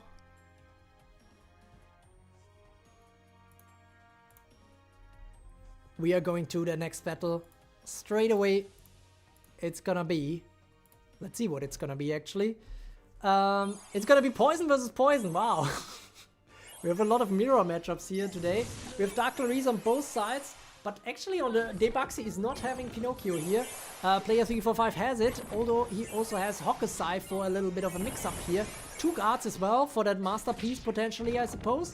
And there's also some throwing knives going on against Dark Kaguya. Wow, the timeline is also very stacked again. Lunar Hypnosis now coming in against Dark Clarice, so that's helpful. Stun absorbing already happening for Light Anya.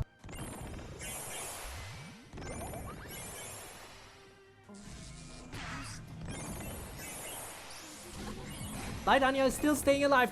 The same cannot be said for Dark Ludmilla and Dark Lancelot on Daybuxy's side. Oh my god, what a start for player 345 here.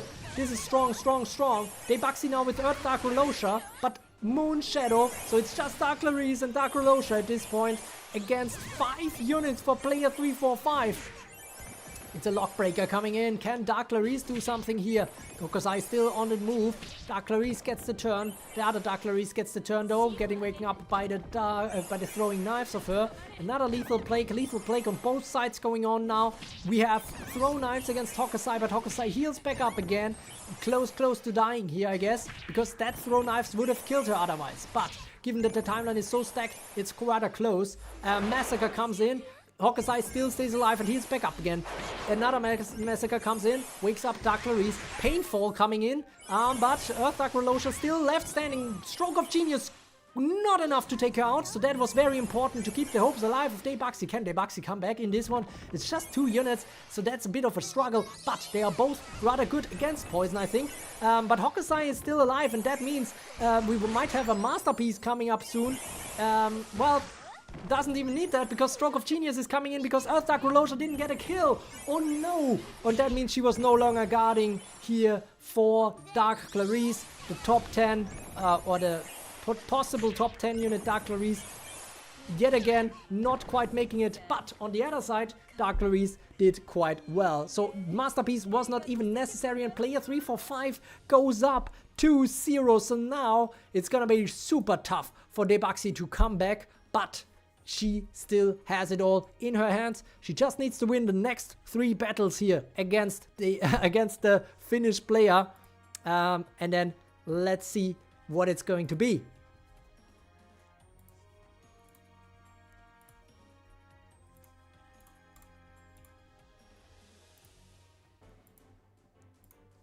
Oh, damn, I just realized I never posted the announcement, so that's not great.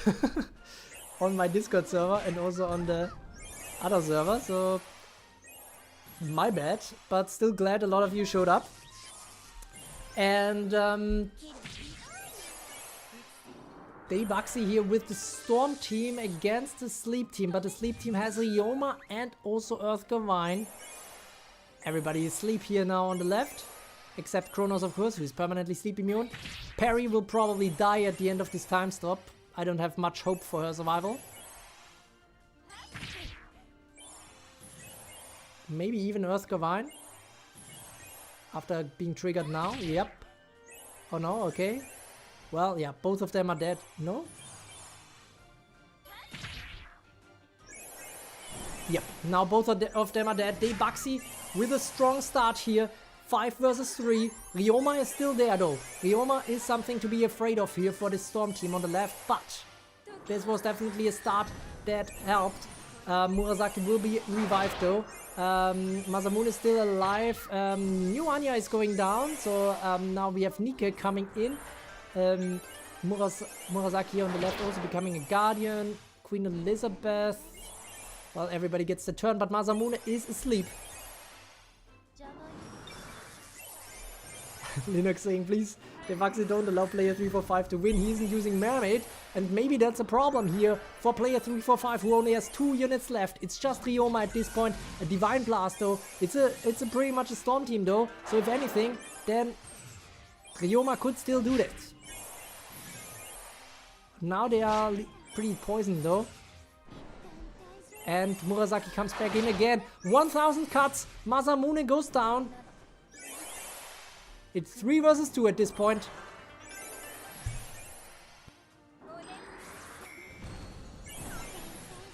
Now it's just Ryoma.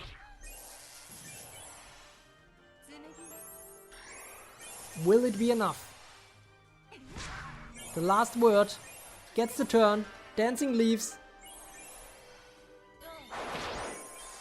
Nike cannot declare victory because she didn't get a kill, but the Sands of Time might do the job.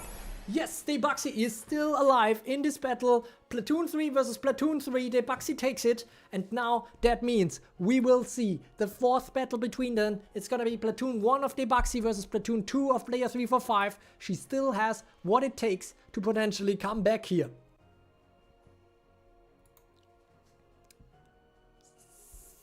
So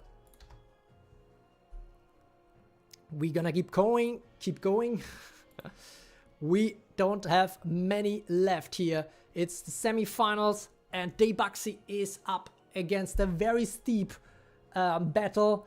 She still needs to take 2 more battles of player 345. Can she do the reverse sweep here, or is player 345 gonna go to the finals for the very first time after going deep, I think, to semifinals, quarterfinals, and so on for a few times already? That is why he's the seed 3. He's actually, I think, the highest top 5 player who never, or the highest top 4 player.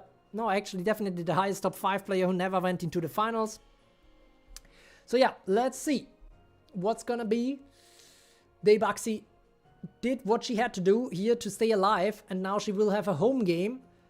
Her Platoon 1 against the Platoon 2 of player 345.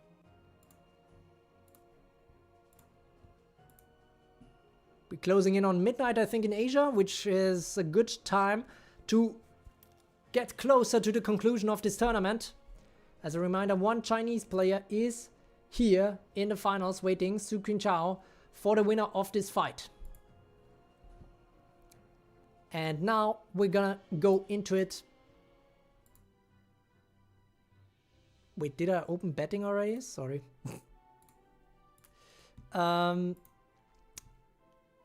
Let's check the battles ahead of us. Deibaxi has to come back. Can she do it? This is the matchup. It's Deibaxi with Burn versus Poison.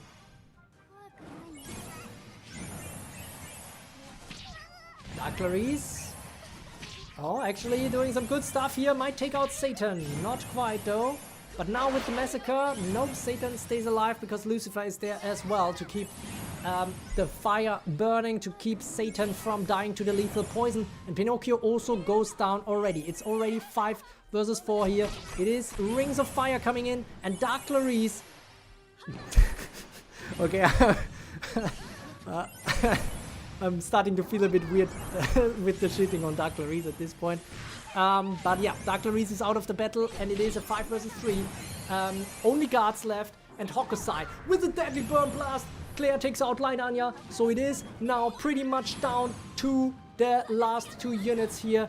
Hokusai not getting stunned, luckily. Demon Hellball not doing it, but Flame... Oh, Death Blow, okay. Flame Sweep might have taken out Hokusai here, but then probably Claire is gonna do it. I don't think there will be another chance for Hokusai. She gets stunned. Rings of Fire actually takes care before Claire, and Claire will take out Yamato here. Oh, actually she will chill and do the blaze onwards. Alright, and that is defeated. So that is Deibaxi possibly coming back with a reverse sweep here. Let's see. It's 2 versus 2 at this point. Player 345 has to come back now, basically, after 2 losses in a row with his Platoon 1 against the Platoon 2 of Deibaxi. So basically the home game that is gonna be up next, and that's gonna be decisive to see who is gonna take this one. True's hatred for Dark Clarice is nerfing her. I don't think it is, right? Usually I'm jinxing people, so if I hate on Dark Clarice, that would also usually mean that she performs suddenly miraculously well. But yeah, let's see. Linak really going hard here on Deibaxi being the hope here. But yeah, player 345 the last hope here for Europe, and Deibaxi the last hope for America. Canada versus Finland in this showdown, and the last battle is gonna be the decider. We have yet another tiebreaker coming up, and yeah, things are gonna get pretty crazy, I think. Okay.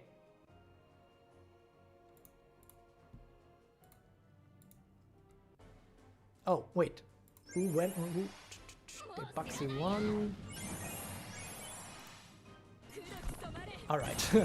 So just fade out the bets, but this time it's Poison versus Burn, and not just Burn, because New Anya is also there, but everybody's lethally poisoned. Wow, good job, Dark Clarice.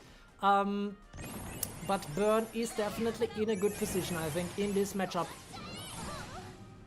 Unholy Trance, okay. Heat Paralysis, okay, everybody getting stunned here on the left, except Dark Lancelot. Flame Sweep coming in. Yeah, Dark Clarice is going down. Well, what can I say? Oh, Kiroshi is there just in time to see his Dark Kaguya as she gets stunned. A lot of bets coming in here for both sides, okay.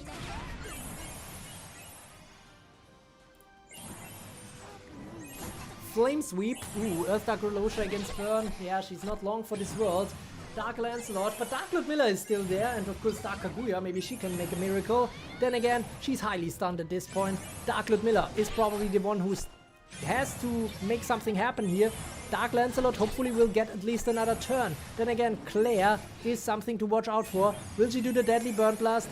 No, she will do the blaze onwards, but she will still get another turn. So this is looking very, very good for player 345 now. Rings of Fire coming in. Now Claire might finish one of them, or all of them, or all of them. Oh my goodness! Silver Sky Slash already unlocked to execute, apparently. And it was enough to kill absolutely everyone here on Deibaxi's team. Player 345 will make it to the finals for the very, very first time.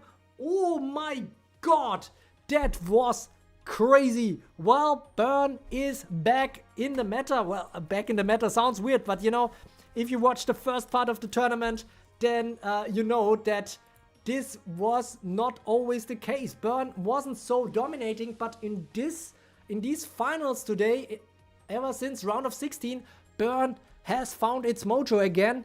Yes, Sleep is still there, Poison is still there sometimes, but it seems like the Burn teams really take this one. So player 345 moves on after a very, very tight fight between Deibaxi and player 345.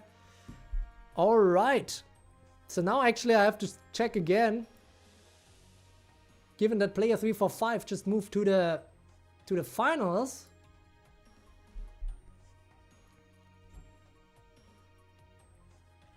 Yeah, player 345 needs to win to overtake Reles, because Reles also went deep into the round of 16. That means unless player 345 wins this final, Reles will still be on top of the true tournament ratings, but it's gonna be tight. And player 345, if he takes the win, he will move ahead, and he will also be the very first player to ever go above 2,000 true tournament points, which is an insane achievement, I have to say. Something that is very, very hard to do. And so yeah, that will be very interesting. But now we're gonna see. We will have a best of 5. It's not gonna be best of 7. I thought about best of 7, but honestly, it just makes things complicated, and I like it more to have, you know, Platoon 3 fight one battle, and then the rest of the battles being between, you know, the top rated platoons, which again gives you an additional incentives to put your stronger platoons on P1 and P2 if you submit something for the competition. And I think best of 5 is enough to make sure to have an epic finale that is not gonna be clear cut who's going to win it, and to make sure that a strong team builder will actually win this one. Alright, Suking Chao versus player 345. This is our final. It's the 42nd game. Very nice number. We are around midnight in Asia, evening in Europe, and noon in the Americas. So glad to have you all still here. 21 viewers live. Appreciate the support. And yeah, we saw some epic battles already today, so I think there's a lot of rewatch potential as well. But given that we are live, we can now even enjoy the live finale between Suking Chao and player 345. I'm gonna set everything up. It's gonna be their platoon 1s against each other first, then the platoon 2s against each other first, then the platoon 3s against each other, and then it's gonna be the home or away game, depending on if we even have that. Possibly you only need 3 wins, so there is a chance that this is already over, but you saw it before in the semifinals. We had 2 3-2s, which means all the semifinals, all the best of 5 battles so far went to the final decider. Let's see if Suking Chao and player 345 deliver a nail biter here. That's gonna be the question.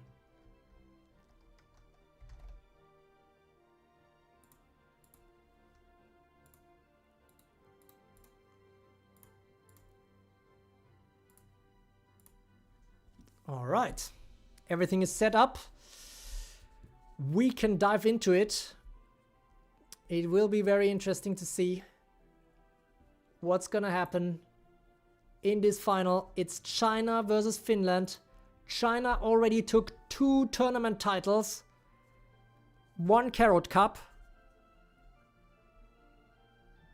1 historic PvP, but no Platoon Wars yet. On the other hand, we have Finland, who never won a tournament before. So let's see who ultimately is gonna be winning this one. Meanwhile, we have a bit of a ranking going on here in terms of the true points. So a lot of strong performances here in terms of the betting and the activity. But yeah, let's move straight over, guys.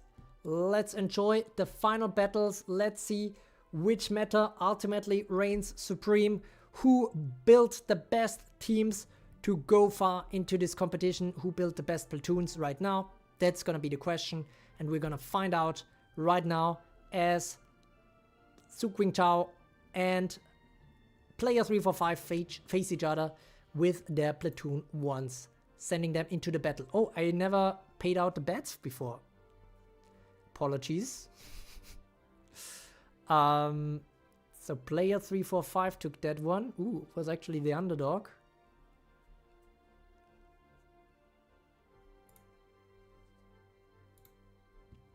And now we're gonna play some more. And this is Suking Chao versus player 345, both of them with the platoon 1 burn team. But on both sides, there's also New Anya. And on the left side, there's also Kronos. So player 345, bit more of a purist in terms of the burn here.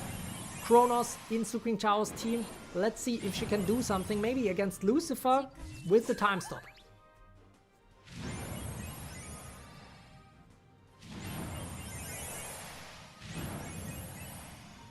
It's gonna be tight.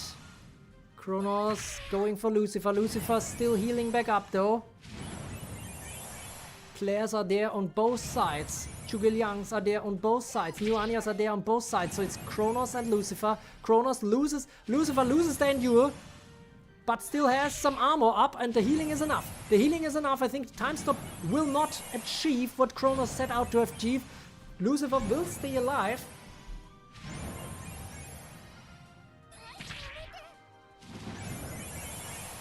And the time stop is over. Lucifer stays alive.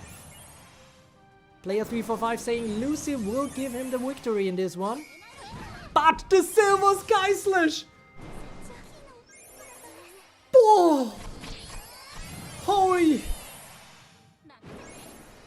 Holy moly!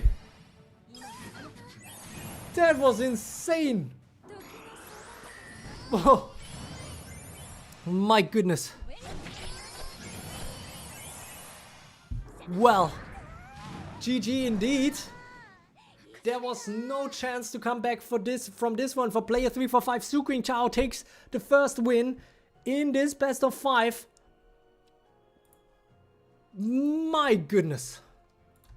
It looked good for player 345, admittedly, because Kronos wasn't achieving anything, but Claire achieved everything in the meantime. So that was all that was needed. And we are going straight into the Platoon 2 fight, though. After paying out the bets here. Let's check what they have in store for us next. It is Poison from Sucring Chao with Masamune in reinforcements versus Poison of player 345. Seems like actually a lot of people rated their units in a similar fashion, right? Burn Stun as the strongest, Poison as the second strongest, and Sleep as the third strongest, even though it turns out, I think, that Sleep is actually definitely the second strongest in the meta right now. Well, if you say Burn Stun is one team type. Alright, let's see what the bets are saying this time. We have Light Anya on the right, not the strongest units on both sides of the fields here, but the Memory Collapse is already doing something. Not killing Dark Clarice though, but Cthulhu is out, so not gonna be guarding. And Masamune is taken out directly, so this is a good start here for player 345. As betting has closed now, it's 3 versus 5. But Dark Ludmilla is still there, Pinocchio is still there, Dark Clarice is still there on both sides actually, Pinocchio on both sides as well. But Dark Ludmilla especially might be the difference maker here. Ultimately, I think it's not over until it's over, and Dark Clarice will not die to that. Painful coming in though, that was rather effective. And yeah, now Dark Clarice is down, and Sucring Chao needs to become afraid of that masterpiece that is brewing by Hokusai. Actually, might not even need that masterpiece.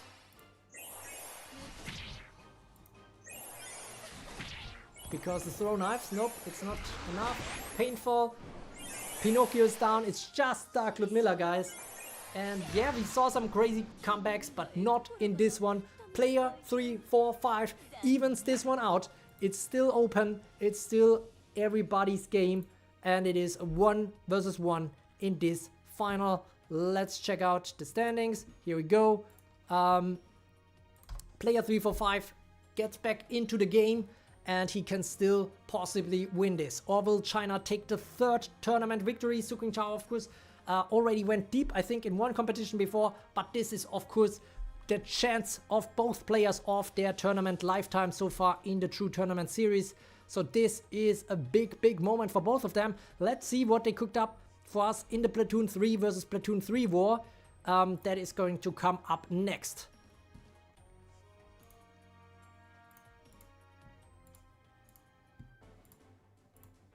It is Sleep versus Sleep.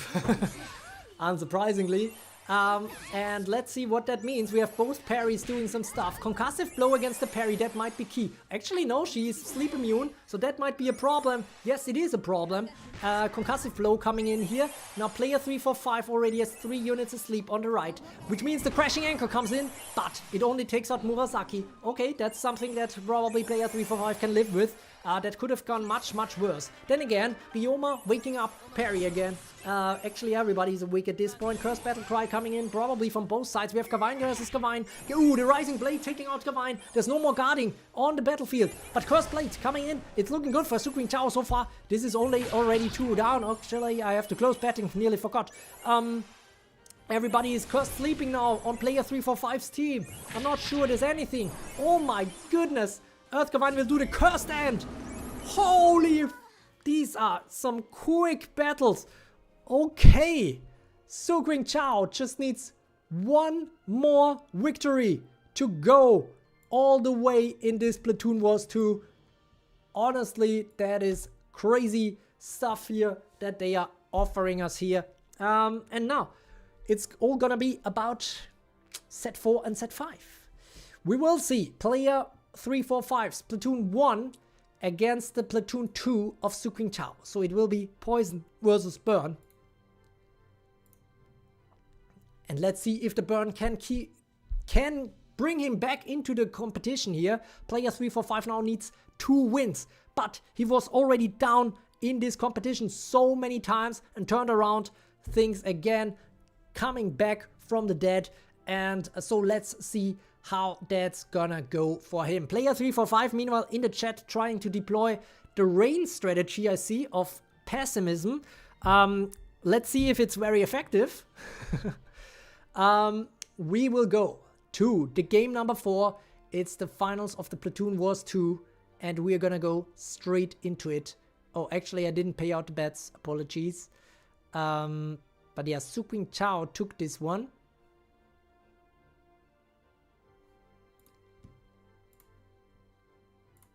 And now let's see. It is on. It is for the survival of player 345. It is Poison versus Burn with Anya.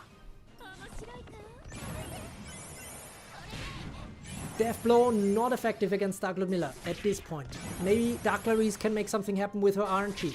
RNG is her biggest problem, I think. But maybe this time it might help. Oh my god, takes out Claire. This is very, very essential here for Suqing Chao. That is a great, great start.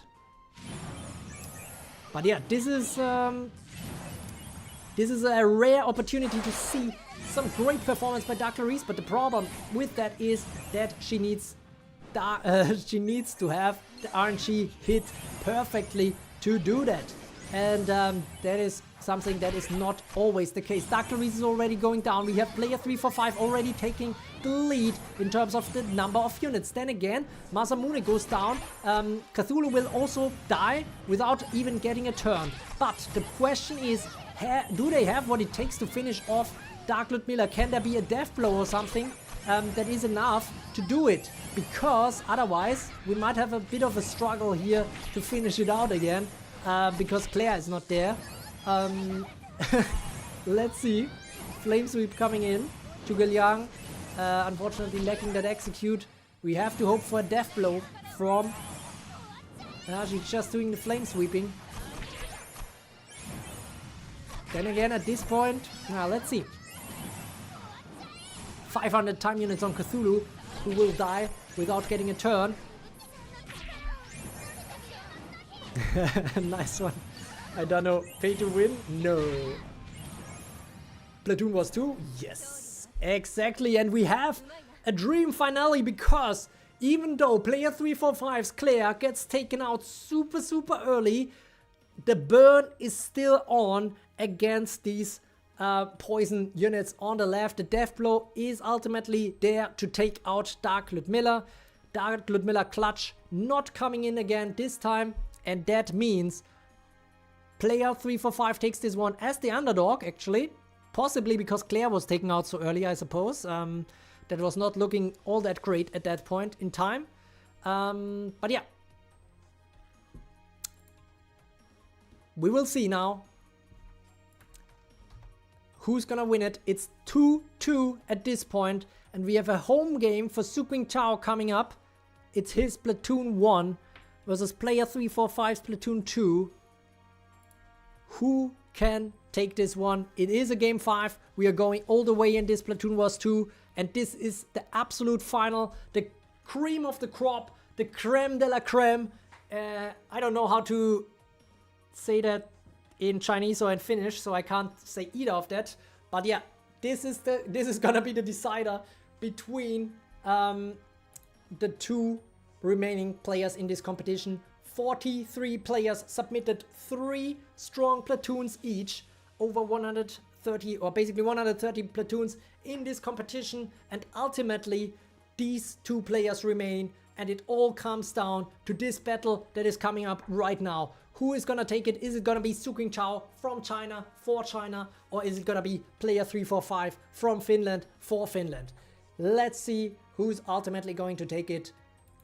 Player 345 will have a slight disadvantage because his team 2 will have to face the team 1 of Su Qingchao, but let's see how it goes. The very last battle is coming up now. The last time the battings are opened again, and Su Qingchao has Claire, has Kronos, has New Anya, Satan in reinforcements, Zhuge Liang is there as well.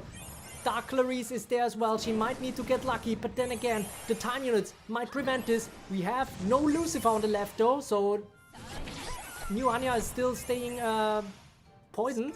Then again, the time stop is coming in for Kronos. I'm a bit afraid here for Pinocchio. I'm also afraid here for Dark Clarice. Not sure if Dark Clarice will get the turn that she needs, because now New Anya will already be losing the poison, and that means the life insurance of Dark Clarice is gone. Kronos will get the turn. Kronos takes out Dark Clarice. Dark Clarice buries her chances of ever becoming top 10. Meanwhile, Pinocchio is there. It's all about Hokusai at this point, I think. Pinocchio usually strong. Well, Pinocchio could take out Kronos, hopefully. But the big question is... Oh my god, can Hokusai even survive?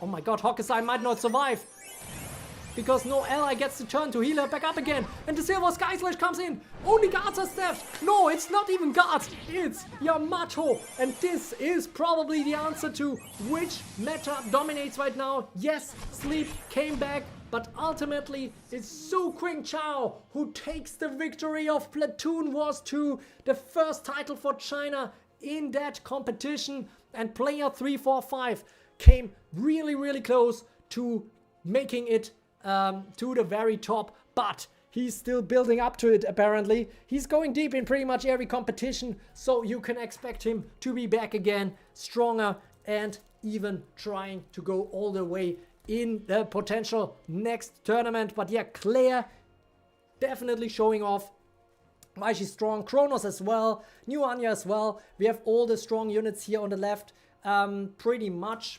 And yeah, as such, this is a GG from player 345, and congrats to China, where it's already pretty late. Hopefully Su Qingchao still managed to watch this, but P2 ultimately failed indeed. Maybe it could have gone a little different if the P2 was a sleep team. Then again, that is also something that can never be predicted ahead of time. But yeah, this was the Platoon Wars 2, and let's check out what it ultimately means. Su Qingchao with a back on fourth ultimately takes the title, and he took out quite a lot of strong players. So that is what we see on the screen right now.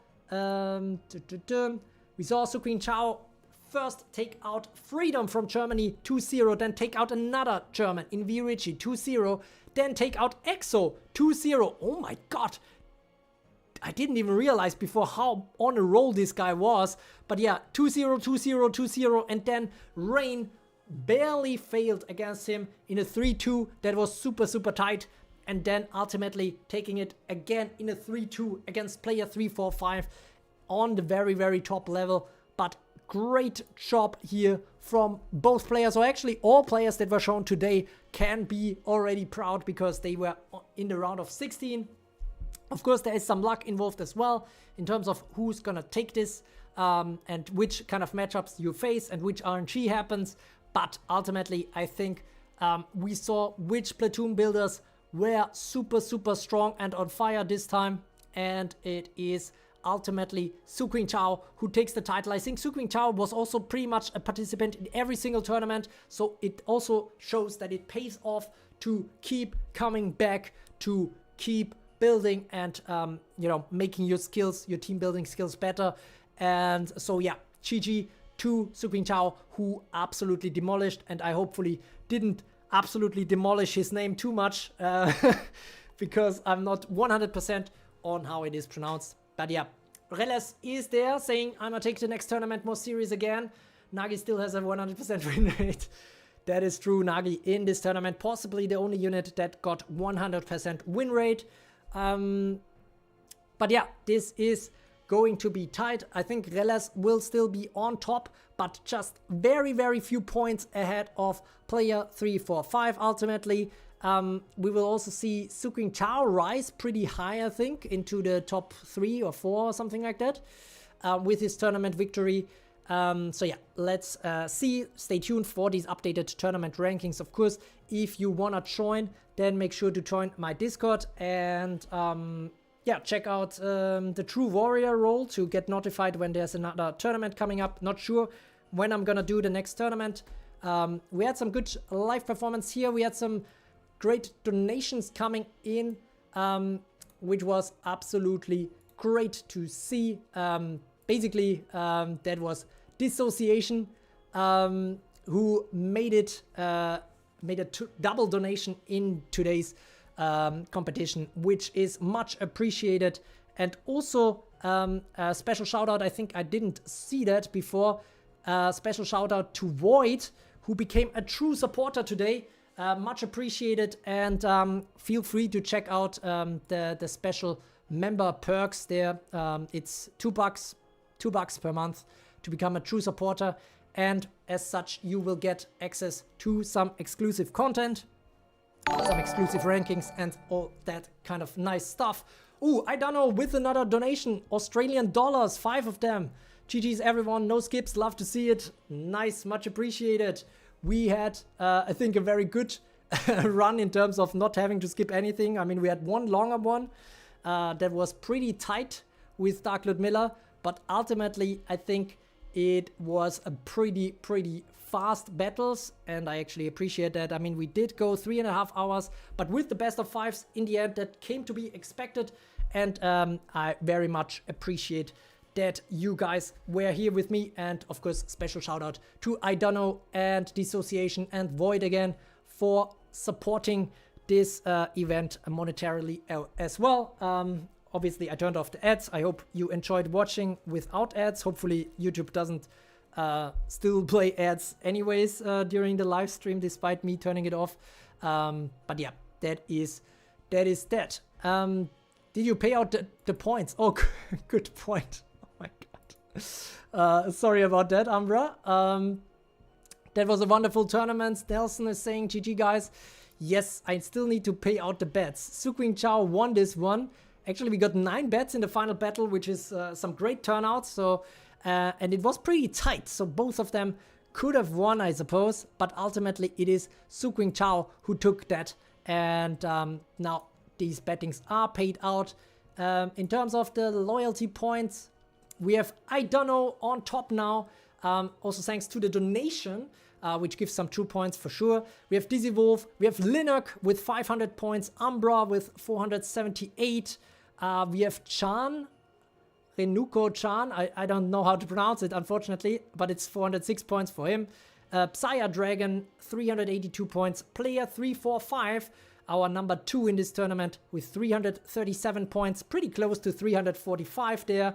And Category Ball is also there ahead of Rain, Horus, Exo, Wayne, Dissociation, MC Abdo, Checked, Sugoha, and Reles and Lucas. Those are the top runners in terms of the true points right now. So congrats to all of you and thanks to you for your great support.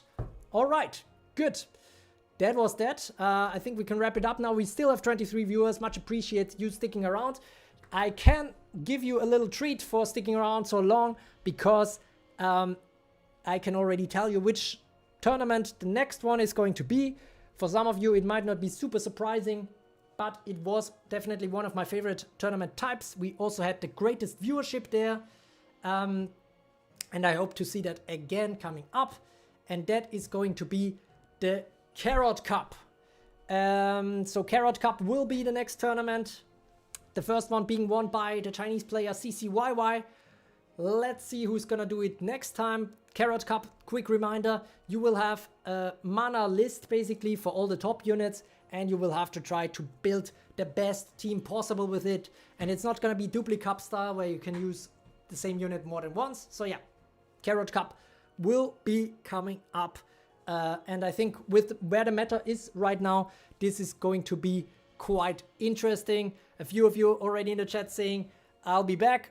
Glad to hear that. Hope you enjoyed all these battles. We had to split it across 2 weekends because Platoon was is rather a lot of battles, but I think we saw a lot of great insights into where the meta is right now in terms of the team types. Probably right now on top still is Bernstun, but with Sleep doing some heavy catch-up here thanks to the Parry and Ryoma release. And Linnock is saying, true, please drop the mana cost of Mermaid, but if Mermaid is the number 1, then obviously her cost will be the highest. So Aidano is probably right here with the 20 cost. But no, jokes aside, Mermaid will probably have some pretty low cost. I mean, I don't know yet because I don't know when the when the competition will start, but I wouldn't expect her to have more than 2 mana cost for Mermaid, so you can definitely make something happen there. Then again, Ryoma and Parry and stuff like that are probably gonna be a little expensive. But yeah, let's see who's gonna build the best team there. Today, Su Qingtao came out on top, but we had some great performances from a lot of the other players as well. We had crazy strong builds from Player 345 from Finland, Debaxi from Canada, Rain from China, and also shout out to Sombrix, Singhan, Su Qingtao, and EXO and Wine, who also made it into the quarterfinals with their strong Platoon builds. A lot of interesting cooking, but ultimately I think it was pretty clear in terms of the team types. But there were some variations in terms of how they were designed, how these teams played out, and I hope you got some ideas out of that for your own war builds. Granted, this was without time advantage for either side, so it's not an attacker versus defender thing in this competition.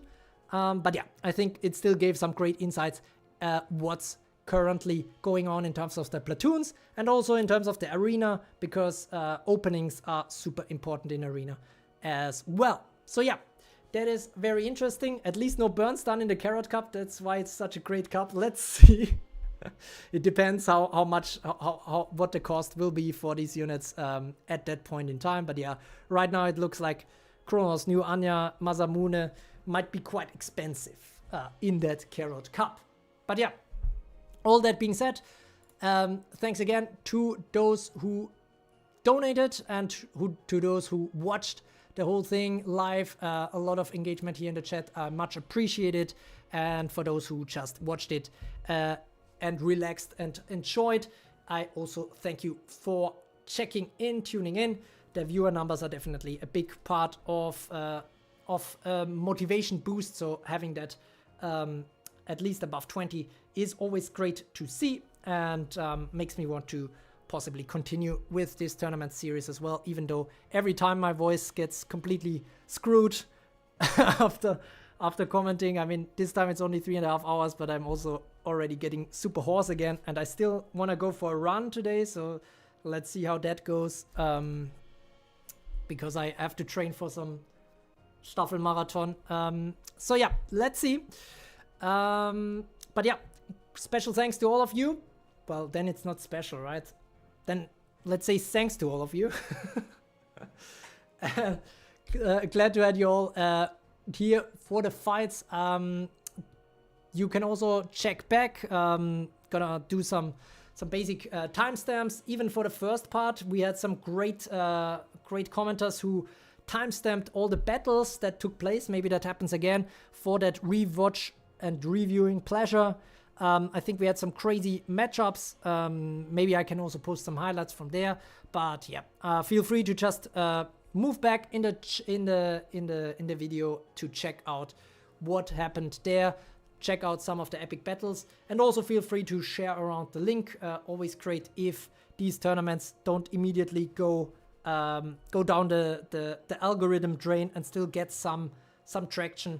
And especially I think in this tournament, I think it's still very relevant to pretty much all Evertale players to see what is currently going on the top of the tournament. Thanks a lot for all the thanks in the chat. Can't wait for the True Carrot team. Hey True, I'm not sure if I'm gonna participate yet, so that still remains to be seen. My sunk cost policy won't allow me to quit these till I win one. Well, there is no big sunk cost, right?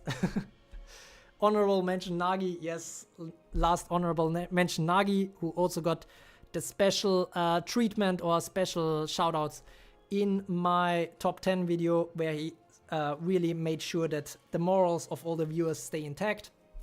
And yeah, so that is all that.